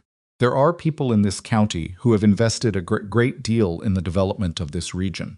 Productive people. People who create commerce and employment, and who have legitimate interests in the water and land resources that make this valley viable. You mean the Hollisters, Eliza said. Beatrice didn't acknowledge the name. There are people who have offered Silas Voss a fair price for land he is struggling to maintain alone. The offer is generous. It would allow him to retain the main property and the house, settle his father comfortably, and free himself from a legal dispute he is unlikely to win. Eliza looked at her steadily. He doesn't want to sell. What he wants is being influenced by someone who has no long-term stake in this community, Beatrice said, kept her voice even, but the precision of the sentence showed the edge underneath it.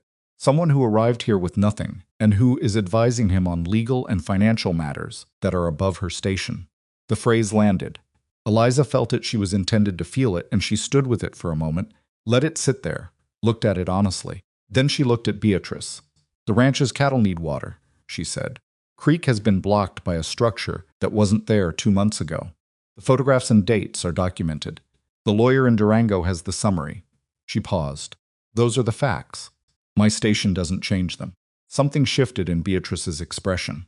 Not quite surprised she had anticipated resistance, but the recognition that the resistance was more organized than she'd expected. You've been busy, she said. I've been doing my job, Eliza said. Beatrice looked at her for a long moment. When she spoke again, her voice was quieter, and quieter was more alarming than loud. You are going to find, she said, that Blackridge is a very small world, and that small worlds have long memories.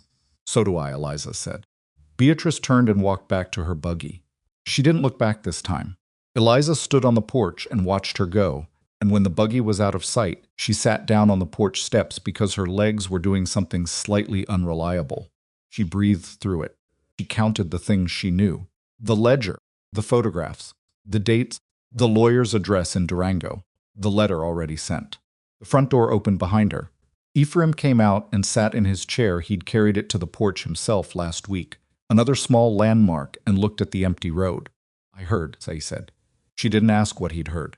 We're all right, she said. I know we are, he said. That's not why I'm out here. She looked at him. I'm out here, he said, because I want her to see, she comes back, that there's more than one person on this porch. Eliza looked at the old man, thin, still moving slower than he should, but here outside, in the afternoon sun, and she felt something that she didn't try to analyze too carefully, because it would have made her eyes do something embarrassing. Thank you, she said. Don't thank me, he said. I'm just sitting in my chair. But there was something in the way he said it that wasn't quite nothing. Silas came back from the north pasture at dusk, and she told him about the visit. He listened to the whole thing without interrupting. When she finished, he was quiet for a moment. What did you say? At the end. I said, small worlds have long memories, and so do I. He looked at her. That was the right answer. It was the true one. He sat down at the table. He looked older than he had when she'd arrived, or maybe not older, more weighed on. The thing with the creek was wearing on him in ways he didn't say, because he was not a man who said things like that, but she could see it in the set of his shoulders, the way he'd been working later and later into the dark. Eliza, he said. She looked at him. Whatever happens at the gathering. He stopped. He pressed his palm flat on the table, which was a gesture she'd come to understand meant he was steadying himself for something that didn't come easy. I want you to know that I see what you've done here. For my father. For the ranch. For me. She looked at him carefully. You don't need to say that. I know I don't need to, he said. That's not why I'm saying it. Kitchen was quiet. From the back of the house she could hear Ephraim moving in his room, the small sounds of a man who was back in his own life, who opened his door in the mornings and came to the table and walked to the porch, and occasionally said things that surprised her with their precision and their honesty. Thank you, she said. Meaning it, he nodded once. He got up and got his own coffee for the first time since she'd been there, without waiting for her to pour it. And he sat back down, and they sat in the kitchen in the specific, comfortable silence of two people who have stopped needing to fill the air between them. And outside the window, the last of the Colorado light died on the hills. The harvest gathering was 2 days away.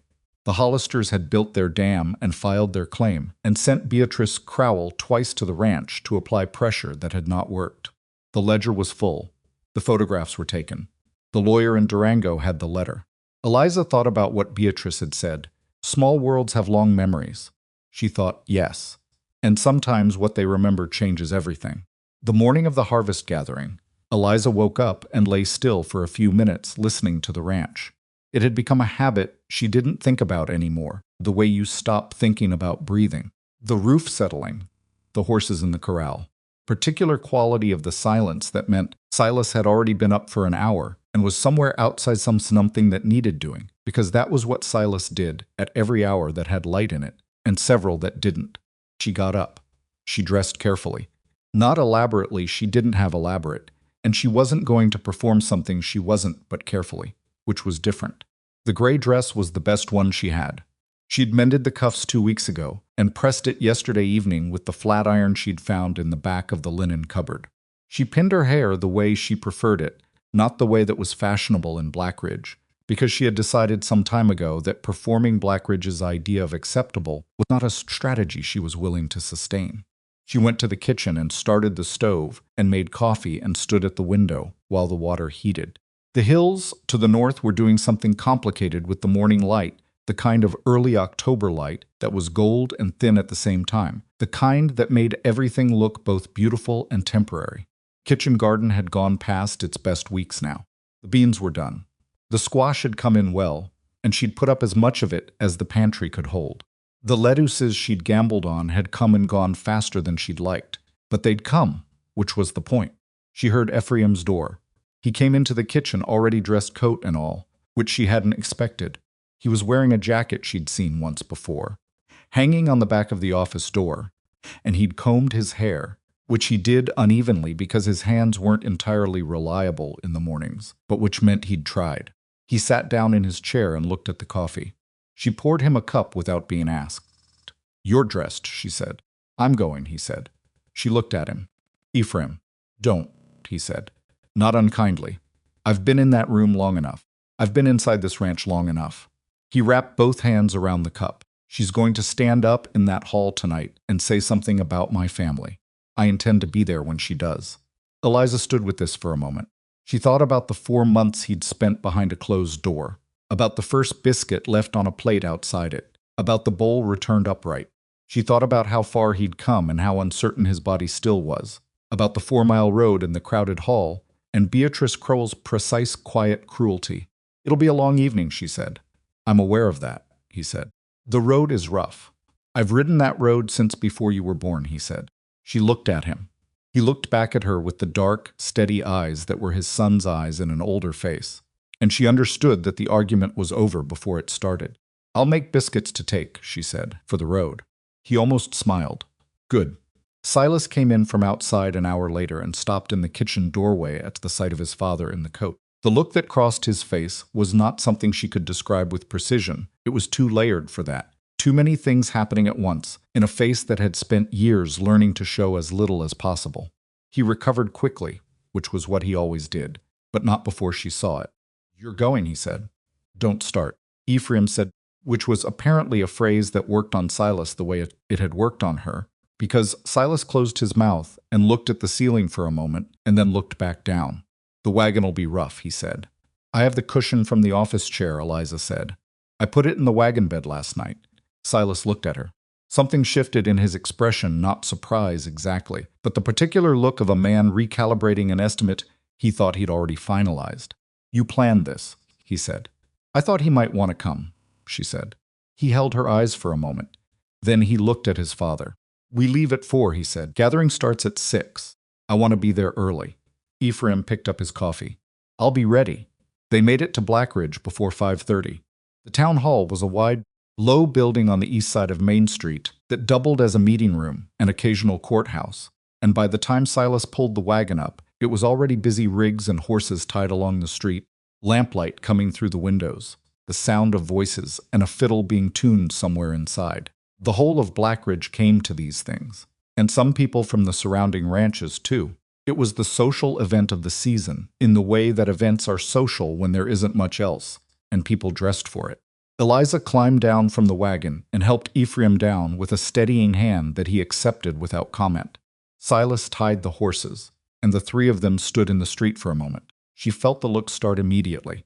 Not dramatic, no one pointed. No one said anything audible, but the slight adjustments of attention that happened when a room, or in this case a street, processed an unexpected arrival.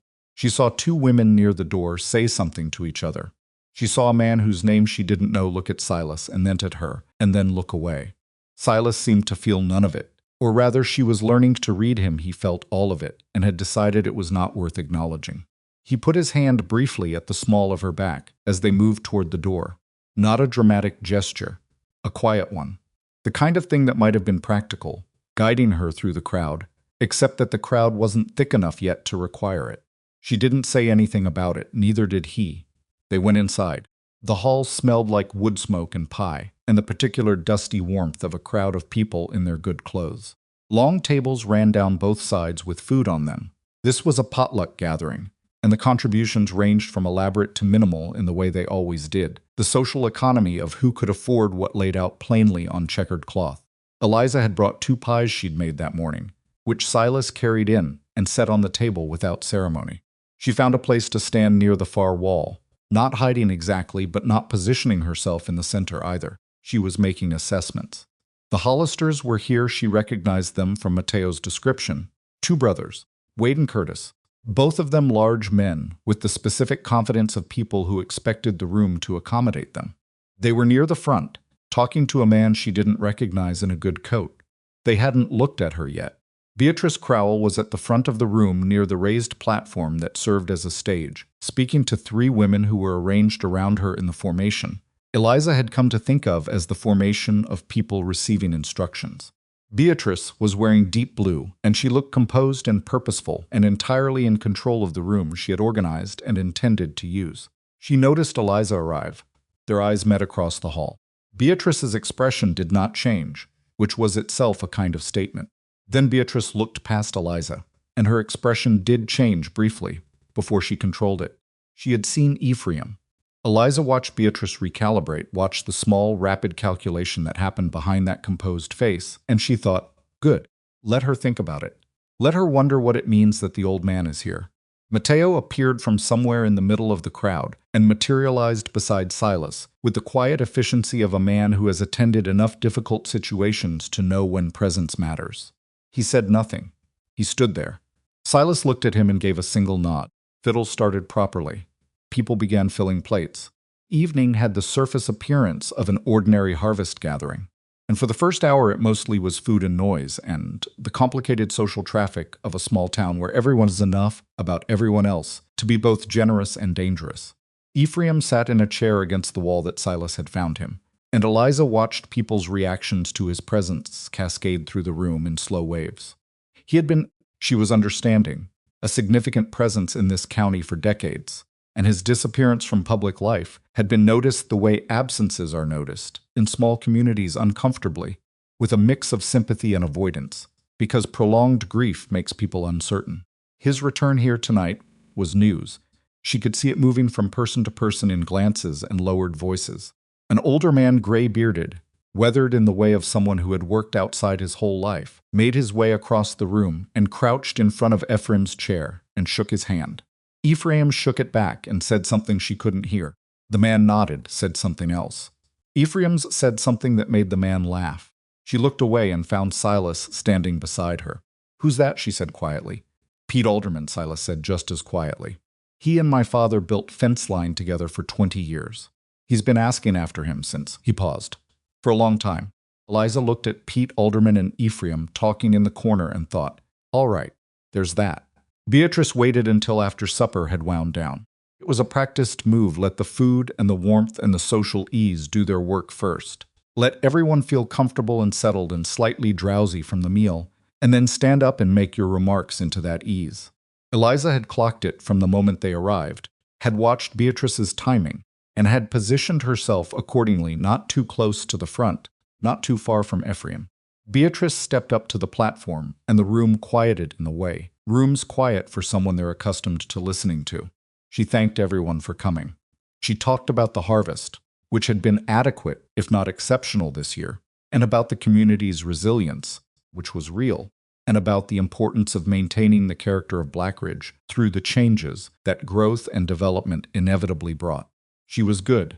Eliza had known she would be good, but watching it in practice was still instructive. She built slowly, the way good speakers build, establishing ground she seemed to have nothing at stake in before arriving at the ground she'd planned all along. "There are decisions facing some of our neighbors this season," Beatrice said, and her voice shifted into a tone of communal concern, the voice of someone who cares, who is only saying this because she cares. Decisions about land and water that affect the whole valley. It's important that those decisions be made by people with a genuine stake in this community, people with roots here, with history here, who understand what this county needs to thrive. She paused.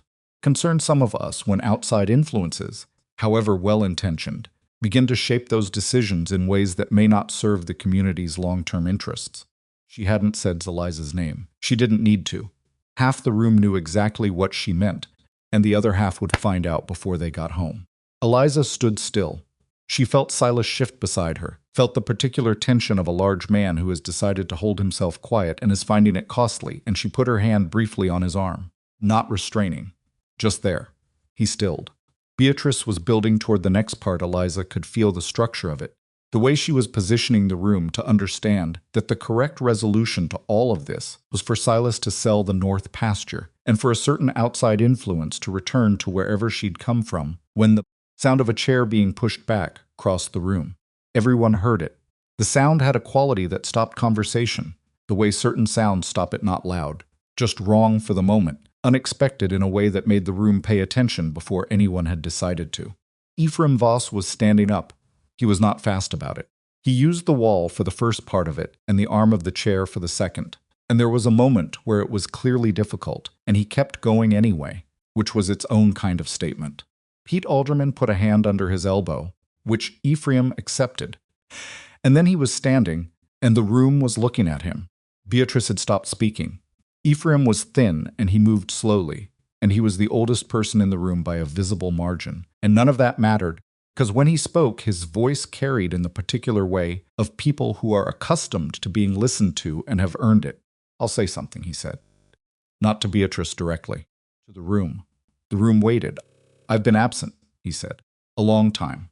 I know that."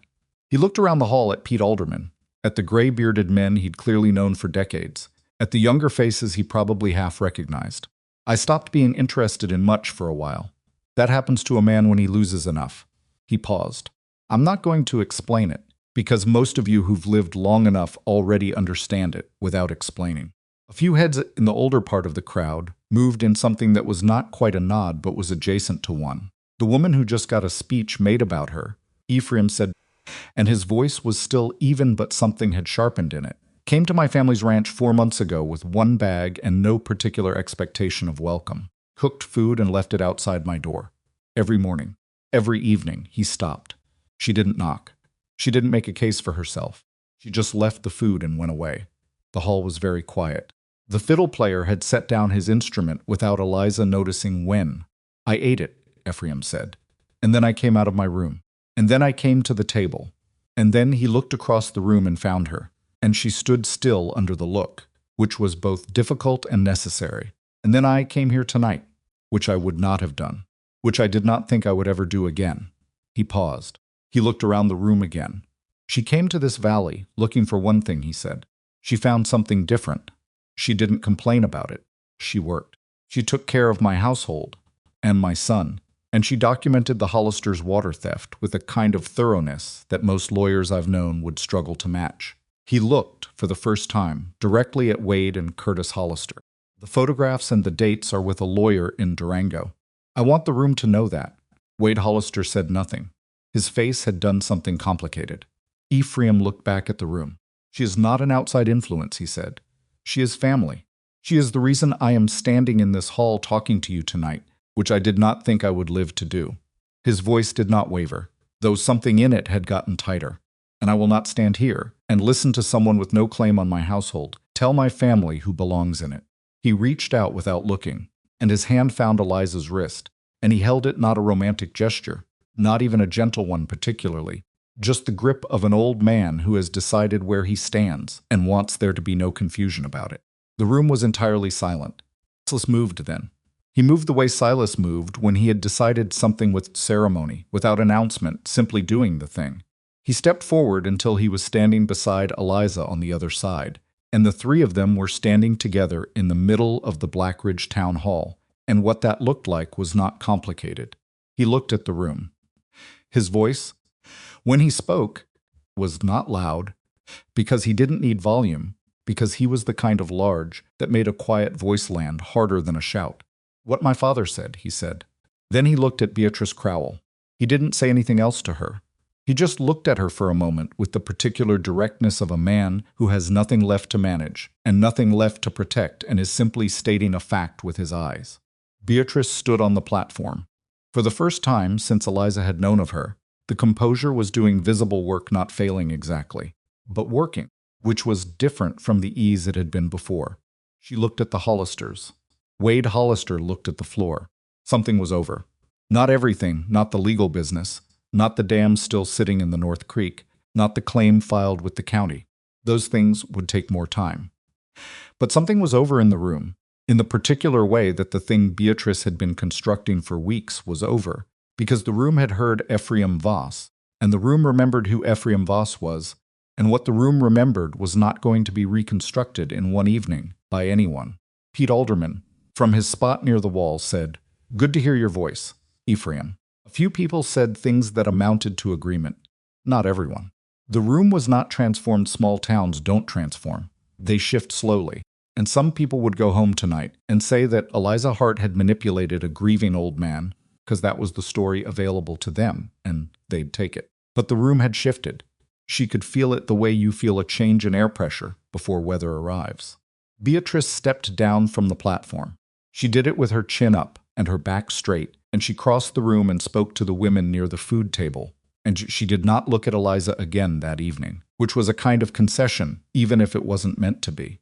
Ephraim sat down after a few minutes, because standing had cost him more than he'd let show. Eliza sat beside him. He didn't say anything. Neither did she. Pete Alderman came over, and the two old men talked, and she sat a little to the side and watched the room continue to process what had just happened. Silas appeared with 2 plates of food and handed her one. She took it. He sat on her other side and ate, and the 3 of them ate together in the middle of the harvest, gathering the way they ate together in the kitchen. And it was not comfortable. The looks from various corners of the room were not all warm, and the Hollisters were conferring near the door, with their faces set in the particular way of men adjusting a plan, but it was real. "Thank you," she said quietly to Ephraim. "Don't," he said. "I told you already. I was just saying what was accurate." She looked at the food on her plate. It felt like more than that. He was quiet for a moment. "It was more than that," he said. "But I'm still not thanking me for it." She almost laughed. She ate her supper. Silas ate beside her in silence, which was his version of the same thing. The ride home was cold. October had arrived properly now, and the night air had an edge that would be frost in another few weeks. Eliza sat in the wagon bed with Ephraim, the office cushion under him and her coat over her knees, and Silas drove, and none of them talked much, because there wasn't a need to. The stars were enormous out here.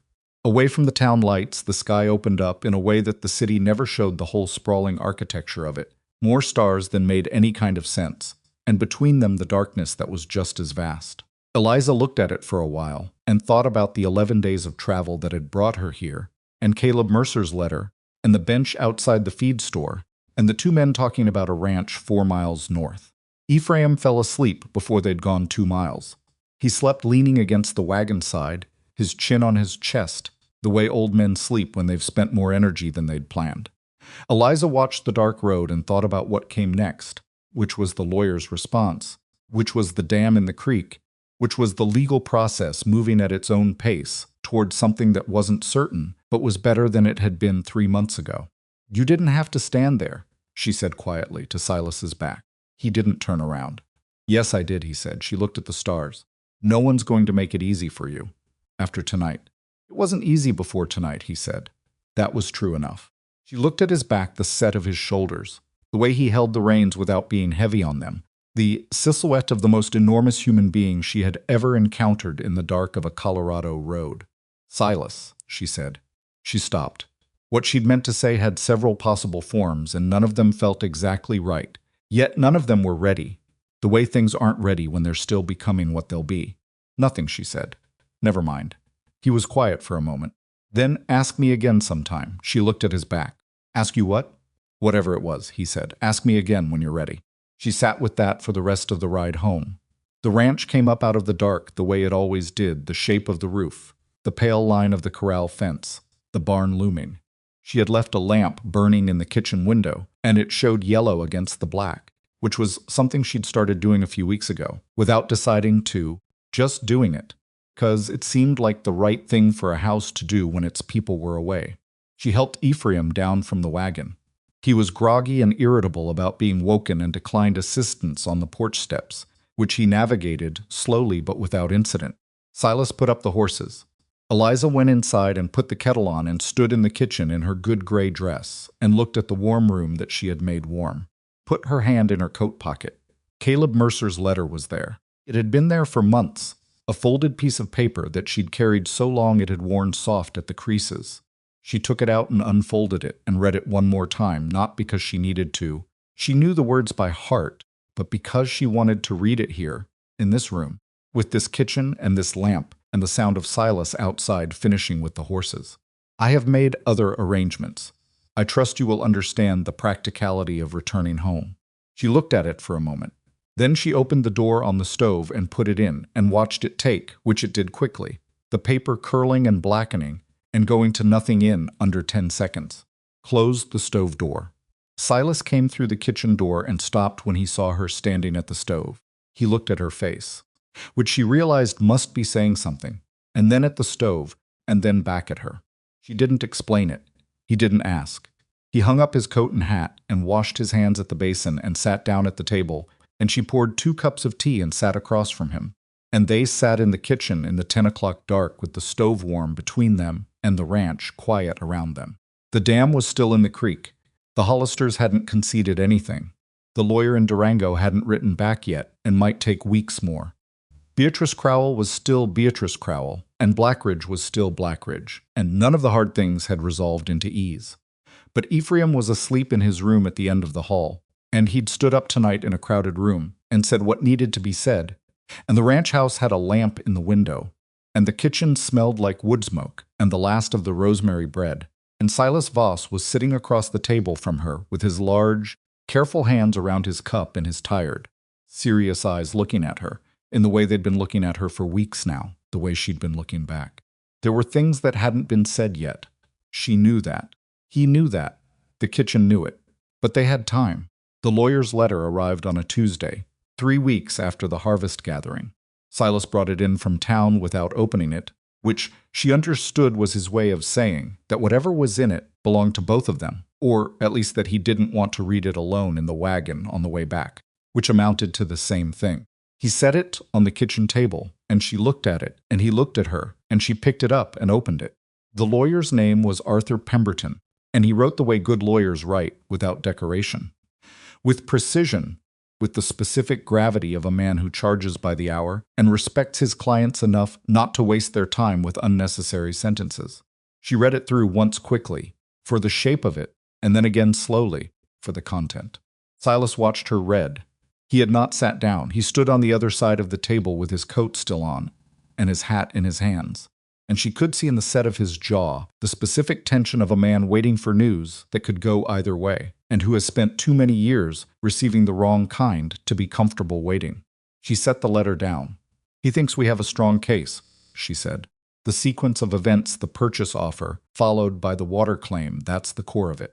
He says it demonstrates retaliatory intent. And the photographs establish that the dam was constructed after the claim was filed, which means it was enforcement, not the origin of a legitimate water dispute. Silas exhaled. Not dramatically, just the breath of a man releasing something he'd been holding. What does he need from us? He said. He needs Mateo to provide written testimony about when he first noticed the change in the creek flow. And he needs you in Durango in 2 weeks to review the formal filing before it goes to the county court. He nodded. He put his hat on the table. He sat down. She slid the letter across to him, and he read it himself, slowly, with the same deliberateness he brought to everything that mattered. She got up and put the kettle on, because something needed doing with her hands. 2 weeks, he said when he'd finished. It gives Mateo time to write the testimony, she said, and it gives us time to make sure everything in the ledger is in order. He set the letter down and looked at the table for a moment. Then he looked at her. If the court rules against us, let's not start there, she said, Eliza. His voice was even, not sharp. If it goes wrong, I need to have thought it through. Turned from the stove. She looked at him, this enormous, careful, fundamentally serious man who had been carrying the weight of this land and this family for longer than anyone should have to carry anything alone. And she said, if it goes wrong, we figure out what's next. But I don't think it's going to go wrong. The evidence is solid. Pemberton wouldn't take the case if he didn't believe in it. She paused. He's not doing this for charity. Silas almost smiled. Almo, he said. He's not. Then trust the work, she said. We did the work. Now we let it do what it's supposed to do. He looked at her for another moment. Then he picked up the letter and folded it and put it in his coat pocket. And he got up and poured his own tea for the second time since she'd been here which was still novel enough that she noticed it. And he sat back down, and the two of them sat in the kitchen with the afternoon light coming through the window and the ranch quiet around them and a letter in his pocket that was the best news they'd had in months. Ephraim took the news with a silence that was different from his old silences. His old silences had been the silences of absence, the silence of a man who had withdrawn so far inside himself that the outer world barely registered. This was something else. This was the silence of a man who is thinking, who is present and thinking, and who is perhaps feeling something large enough that words seem insufficient to it. He sat at the kitchen table after supper that evening, and he turned his cup in his hands, and he looked at nothing in particular for a long time. Silas had gone out to check on one of the horses that had been favoring a leg. Eliza was at the counter, not intruding, just present. When I was 32, Ephraim said the creek flooded. Worst I've seen before or since. Took out the south fence line and half the kitchen garden and deposited 4 feet of mud through the lower barn. He paused. I thought it was the end. I thought there was no coming back from it. She waited. We came back from it, he said. Took 3 years to get the barn right, but we came back.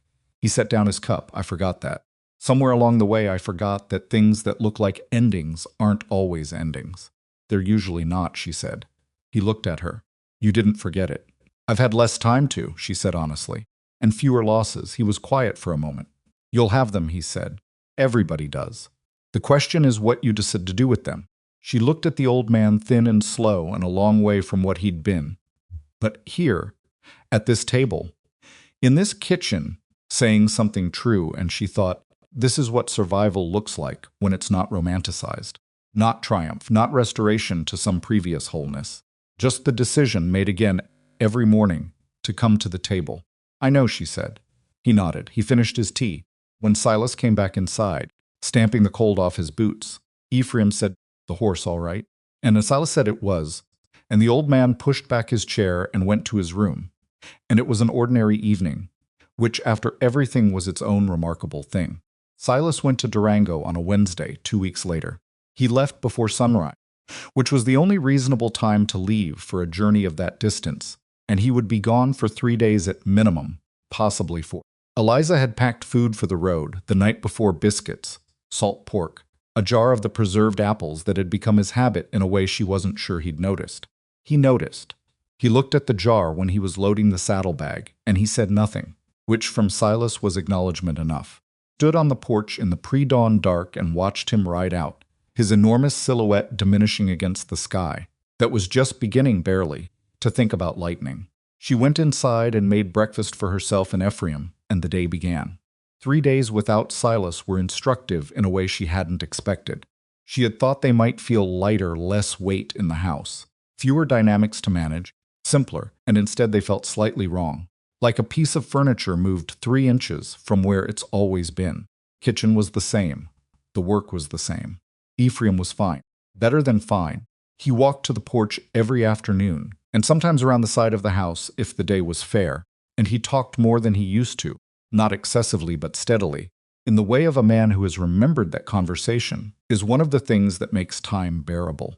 But the evenings were different. She noticed it the first night, sitting at the table after Ephraim had gone to bed, and what she noticed was the absence of the specific quality of Silas's company, not his words, because he didn't use many, but his presence, particular density of a person who is very still and very attentive, and who makes you feel, by the quality of their attention, that what you are saying is worth listening to. She had not realized how much she'd come to depend on that. She wasn't comfortable with realizing it, because depending on things that could be taken away was how you got hurt, and she'd had a fairly recent education in that particular lesson. But she sat with the discomfort, the way she'd learned to sit with difficult things, without running from it, without inflating it into more than it was, and she thought, all right, that's information. What are you going to do with it?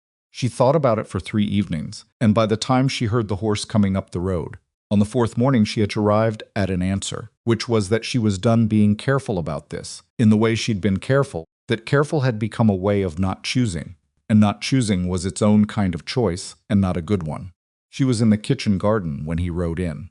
The garden was mostly done. For the season she'd been clearing the spent plants, pulling the dead vines, turning the soil over for spring, and she was on her knees in the dirt when she heard the horse.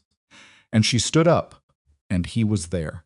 He rode into the yard and saw her, and pulled up. He looked tired in the specific way of a man who has traveled hard and slept badly, and has been thinking for 3 days straight. But something in his face was different from when he'd left. Something had settled, or resolved, or perhaps simply been decided. He got down from the horse.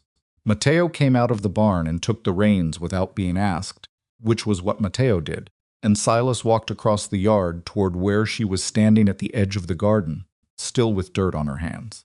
"How did it go?" she said. "Pemberton filed the case yesterday morning," he said. "County court has a session in 6 weeks. He thinks the sequence of evidence is as strong as anything he's argued in the past 5 years." He stopped a few feet from her. He also said, and I want you to hear this, exactly he said that whoever put together the written summary he's received did it better than most of the junior lawyers he's worked with. She looked at him. "He said that?" "Those were his words," Silas said. "I wrote them down so I could say them right." She didn't know what to do with that, so she looked at the garden. "Good," she said. "That's good news, it is," he said. He was still standing in front of her. He wasn't moving, which meant he had something else to say, and was finding the approach to it, which she recognized as his process and respected, even when it was slow. She waited. "I've been thinking," he said, "the past 3 days. About a lot of things, but mostly about." He stopped. He looked at the kitchen garden, at the turned earth, at the bare beds that would be full again in spring. "When I came back from burying my brother 3 years ago, I thought the ranch would be enough. I thought if I worked it hard enough it would fill up the parts that were empty." He paused. "It didn't. I don't think I understood that until recently." She was very still. "I've spent a long time," he said, "being large in all the ways that don't matter, and small in the ones that do. Taking up physical space and trying not to take up any other kind." He looked at her. "You walked into my house 4 months ago, and you didn't adjust for me. You didn't make yourself smaller, and you didn't ask me to be different. You just looked for the word. You just started. There was work to do," she said. "There was," he said. "And you did it, and somewhere in the middle of you doing it." He stopped again. He pressed his lips together. Could see the effort of this in him, the reaching for language in a man who had spent years conserving it, and she felt some tighten in her chest that was not grief and not quite joy, but was the thing that sits between them, the thing that feels like standing on the edge of something you can't see the bottom of. "I have spent weeks," he said, "trying to find the right words for this, and I don't have them. I don't think I'm going to get them." He looked at her directly. "I want you to stay. Not as what you came here to be. I want you to stay as my wife. If that's something you could..." He stopped. "Something you want." The kitchen garden was very quiet. A crow called somewhere in the distance and fell silent. The sky above the ranch was the pale, cold blue of deep autumn, enormous and ordinary. She looked at Silas Voss, this giant of a man who pressed himself against walls in his own house, who drove fence posts to outrun grief, who had written down a lawyer's compliment so he could say it back to her exactly, who had stood beside her in a crowded hall and said what my father said and meant every syllable of it. She thought about the stagecoach. 11 days of travel. A letter picked up off a floor. A bench outside a feed store. 2 men talking about a ranch 4 miles north. She thought about what she had lost, which was a future she'd planned for carefully and which had turned out to be built on a lie. And she thought about what she'd found, which was nothing she'd planned for and nothing she could have invented, which was part of what made it real. She thought, "You walked 4 miles before sunrise with 1 bag and asked a stranger for work. You have never in your life been afraid of the thing in front of you. Don't start now." "Yes," she said. He exhaled. It was a substantial exhale from a very large set of lungs, and it had the quality of something that had been held for a long time. "Yes," she said again. "That's something I want." He put his hand out, that enormous hand, careful as always, and she took it, and they stood in the kitchen garden with the cold autumn air between them and dirt on her palms, and 3 days of road dust on his coat, and it was not a romantic scene in the way that scenes are supposed to be romantic. It was just 2 people, imperfect and tired and cautious, in the ways that experience makes you cautious, standing in a turned-over garden and choosing each other. That was enough. More than enough. From the porch, the sound of a door, and then Ephraim's voice, dry and carrying. "Matteo said you were back. Are you going to stand in the garden all morning, or is there coffee?" Silas looked at her. She looked at him. He almost smiled, and almost was the closest he came on ordinary days, and she had come to love almost as much as the smile itself. "There'll be coffee," she called back. They went inside. The county court ruled 11 days before Christmas. The ruling arrived not as a letter but as Silas himself, riding back from town at a pace she hadn't seen from him before, and she was in the kitchen and heard the horse and went to the porch, and he was already off it, already crossing the yard, and his face told her before he opened his mouth. "We won," he said. He said it the way people say things they haven't let themselves fully believe yet, testing the words against reality. "The water claim is overturned. The diversion dam has to be removed at the Hollisters' expense within 30 days. And Pemberton is filing for damages he thinks the retaliation case holds." She sat down on the porch steps, not because her legs failed exactly, but because something large needed somewhere to go and sitting was the available option. "The north pasture," she said. "Protected," he said. The filing dates and the photographic evidence, Pemberton said. The judge looked at those photographs for a long time. He said the judge asked who had documented the construction timeline, and Pemberton told him it was the ranch's housekeeper, and the judge apparently. Silas stopped. Something was working in his face that he wasn't entirely in control of. The judge said that whoever she was, she'd saved the case. Eliza looked at the yard, at the barn, at the corral where the horses stood in the thin winter light, the fence lines that Silas had mended and remended through the whole long summer and autumn. She thought about Caleb Mercer, which she hadn't done in a while. Not with anger, the anger had burned with the letter. Mostly, but with something more like perspective, the odd gratitude you sometimes feel, years or months later, for the doors that closed on you, because you can finally see what room you walked into instead. She didn't believe everything happened for a reason. She'd lived long enough and seen enough to find that particular comfort thin and unsatisfying, the kind of consolation that works better for the people offering it than the people receiving it. But she believed that people made choices, and that choices accumulated, and that if you kept making the right ones or the best available ones, which was usually the more honest way to put it, then something livable, maybe even something good, was the eventual result. Not guaranteed, but possible. And possible was enough to work with. "Silas," she said. He was still standing at the bottom of the porch steps. He looked up at her. "Come inside," she said. "We should tell your father." Ephraim received the news with the stillness of a man who had learned, across a very long life, not to celebrate until the celebration was warranted, and who had concluded that this was, in fact, warranted. He sat at his chair at the kitchen table, and he listened to Silas tell it, and when Silas finished, he was quiet for a moment. Then he put both hands flat on the table, that gesture of steadying himself that was its own kind of language, and he said, "Good. Just that. Good." But then he looked at Eliza and he said, "That creek fed this ranch for 40 years before those men decided it was theirs. It'll feed it for 40 more. Longer than that," she said. He nodded once. He looked at his hands on the table. "My father would have wanted to see this." He said it simply, without excess. He would have been glad. The kitchen was very quiet for a moment. Then Silas got up and got the bottle of whiskey that lived at the back of the pantry shelf, the one that had been there since she'd arrived, and which she'd moved around to get to other things without ever asking about, and he set it on the table and got 3 cups and poured. And Ephraim said nothing about the cups, including the one set in front of Eliza, which told her everything she needed to know about how completely things had shifted. They drank. The whiskey was rough. It was the kind of whiskey that made no pretense of being anything other than what it was, and they sat at the kitchen table in the December afternoon, the 3 of them, and they didn't make speeches. They didn't need to. The dam came down on a cold morning in early January. Silas and Mateo rode up to watch it, which Eliza thought was reasonable and also slightly satisfying in the way that witnessed resolutions are satisfying. She didn't go. There was bread to make, and the kitchen needed the stove going. But she heard about it when they came back at noon, Mateo, with the quiet satisfaction of a man who had spent months watching an injustice and was now watching it corrected. Silas with the particular expression he got when something large had moved, and he was still processing the aftermath. "The North Branch ran clear inside an hour," Mateo said.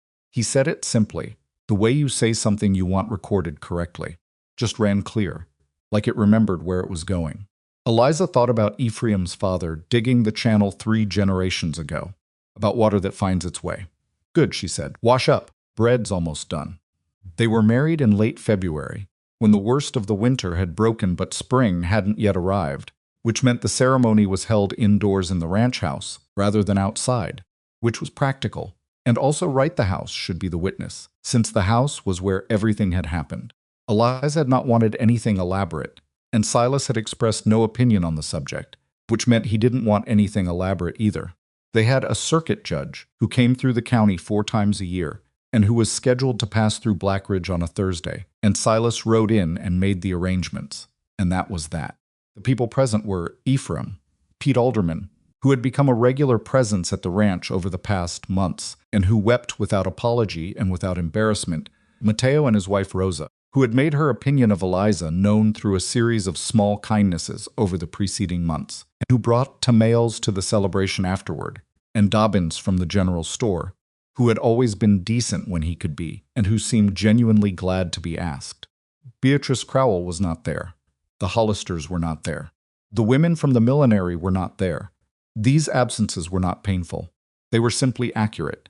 Eliza wore the gray dress again because it was her best and she saw no reason to pretend otherwise. She had added a length of ribbon at the collar that Rosa had given her, deep green, and she wore her hair differently than usual, which was the only vanity she permitted herself, and it was enough. Silas wore a coat she'd helped him brush the night before, dark, well-made, the kind of garment that shows its age in a dignified way if it's been well kept, which this one had. He was so large in the front room that the judge, a compact man of about 60, who had married people under every possible circumstance and was beyond surprise, tilted his head back to look at him and said, "I've had bigger rooms." And Silas said, "I've had smaller." And the judge laughed. And Eliza thought, this is the correct note for a wedding. The ceremony was short. The words were the words.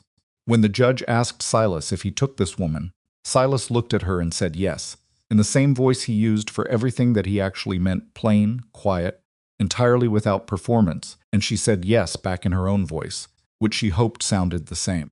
Ephraim, sitting in his chair against the wall, made a sound that was not quite a word and pressed his fingers to his mouth briefly, and then folded his hands in his lap and looked very straight ahead, which was his version of being moved.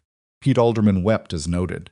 Mateo shook Silas's hand for a long time and said something in Spanish that Silas didn't entirely understand and that Rosa translated as roughly, "You're a lucky man.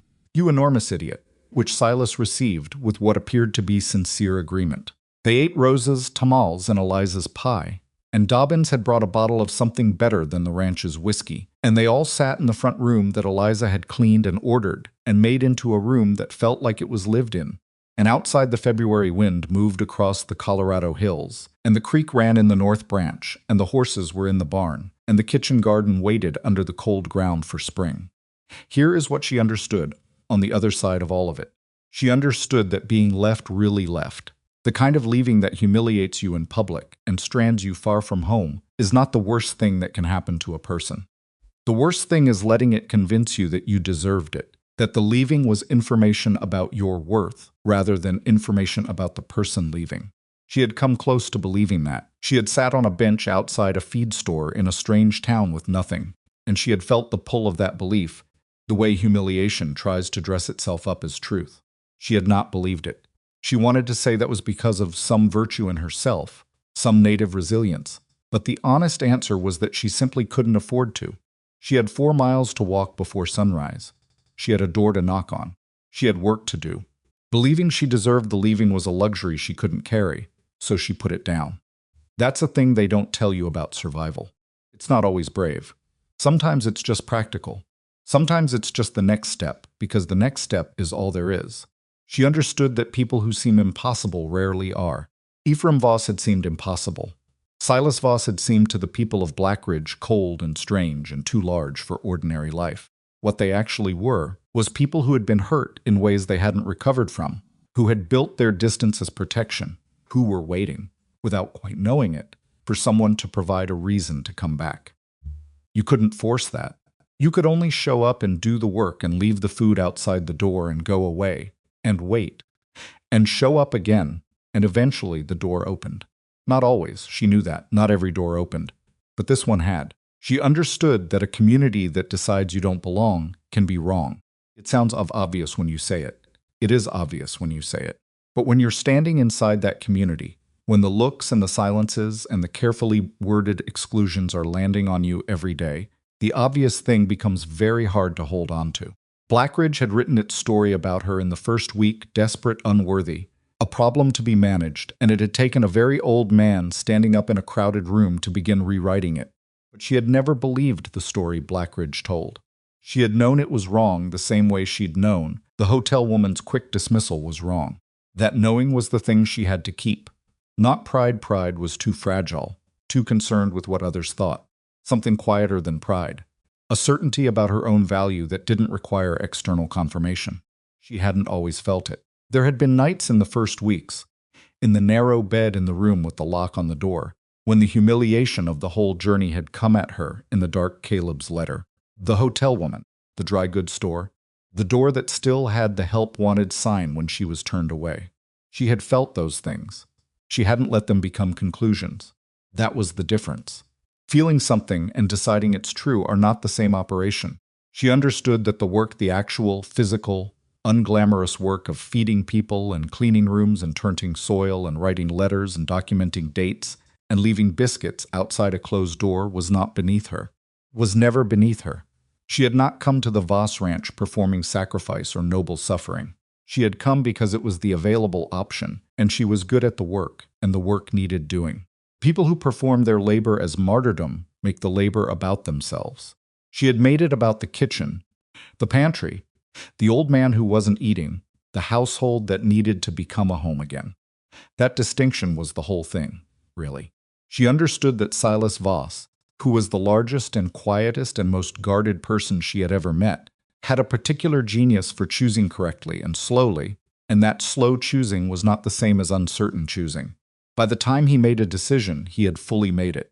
There was no revisiting. When he had said yes to her staying, the morning of her arrival, he had meant it without reservation. When he had stood beside her in the town hall, he had already been certain. When he'd asked her in the garden, he had asked rather than told because he was, underneath all that sighs and silence, a man who respected the difference. She had not expected to find someone like that. She hadn't known she was looking. Spring came in March, which was early and therefore unreliable, but the creek didn't care about reliability. It ran because the snow was melting, and gravity was constant, and nothing was blocking it anymore. She was in the kitchen garden the first morning. The ground was soft enough to turn, and Ephraim was on the porch in his chair with his coat on, watching her work, which he did now the way he did everything quietly, with attention, occasionally saying something precise and useful. "You're putting the beans too close together," he said. "I know how close to put beans," she said. "You put them that close last year and they crowded each other out." Paused. She looked at the spacing. She moved two of the markers apart by a hand's width. "Satisfied," she said. "Reasonable," he said, which was as good as it got from Ephraim, and she had learned to accept it as the high praise it was. The rosemary had come back. It always came back. Rosemary, it was one of the things she'd learned about it, that it didn't need much, that it found its way, that if you gave it decent ground, it would keep returning year after year. The bush at the corner of the kitchen garden had been there since before she arrived, she suspected, probably since before Silas was born, and it had come through the winter, looking exactly as unremarkable as it always looked, until suddenly it was green again, and fragrant, in the specific, clean way of something that has always known what it was, and has simply been waiting for the right conditions. Silas came around the side of the house. He did that sometimes now appeared from wherever the work had taken him, found her in the garden, stood for a moment. He was not good at arriving without purpose. He always had purpose. The purpose was sometimes just to be where she was, which she had learned to read and had stopped finding surprising. He stood at the edge of the garden and looked at what she was planting. Then he looked at the rosemary. "It came back," he said. "It always comes back," she said. He crouched down beside the bush, which was a production, given the dimensions involved, and he looked at it for a moment. He broke off a small sprig and turned it in his fingers, the way you handle something familiar. "My mother planted this," he said. "The original plant. This is a second growth from it, maybe third. But the same plant, more or less." She knelt down beside him in the dirt. She looked at the rosemary. "Then it's been here a long time," she said. "A long time," he agreed. Crouched there in the March mud, both of them, looking at a plant that had survived multiple winters and multiple losses, and had come back again in the spring the way it always did, the way things do when they have roots deep enough. After a moment, he put the sprig in her hand, and she held it, and the smell of it was clean and sharp and unmistakable, the smell of the biscuits she'd made on the first morning, And all the mornings after, the smell of the kitchen that had become her kitchen, of a house that had been given back to itself. "What are you putting in today?" he said. "Beans," she said. "Your father has opinions about the spacing. He always has opinions about the spacing." "He's usually right," she said. Silas stood up. He offered her his hand, which she took, and he pulled her up carefully, with that constant awareness of his own strength that was one of the things she'd stopped noticing, until a moment like this made her notice it again. She stood beside him at the edge of the garden, dirt on her knees, rosemary sprig in her hand. The ranch spread out around them in the early spring light. The barn, the corral, the fence lines running out across the land that was theirs legally clearly, conclusively theirs, the court's ruling sitting in the office file with Pemberton's signature on it, the north pasture, which she'd only seen twice but which looked, Silas had said, greener than it had in years since the water ran freely again. The hills behind the property, still carrying the last of the winter's color. Sky which was Colorado's own particular blue, too big for any one person and available to all of them regardless. She thought, "I did not plan any of this." She thought, "I did not know that the worst thing that happened to me was also the door." She thought, "It is possible to lose everything you thought you were building and find yourself, on the other side of that loss, building something realer. Not better necessarily, or maybe better, though that felt like a betrayal of something to say. Just realer, built on ground you actually tested, with a person who actually chose you and kept choosing, and would keep choosing because that was who he was." She thought about the women in Blackridge who had written her off in the first week. She held no particular grudge about it. Grudges were expensive, and she had better things to spend on. She thought about Beatrice Crowell, who had been so certain that worth was a thing you were assigned by the community you came from, that belonging was earned by meeting standards that other people got to set. She thought that Beatrice was probably still certain of that, and that certainty was its own prison. And she was not inclined to pity, but she was not inclined to cruelty either. She thought about Caleb Mercer, who had sent a note through a shopkeeper rather than face the woman he'd spent 8 months writing letters to, and she felt nothing complicated. A flatness. He had been a coward, and he had done her a service by being a coward early, before she'd spent more of her life on him. The rest of it wasn't worth her time. Ephraim called from the porch, "That garden's not going to plant itself." Silas looked at her. She looked at him. "He's right," she said. "Usually is," Silas said.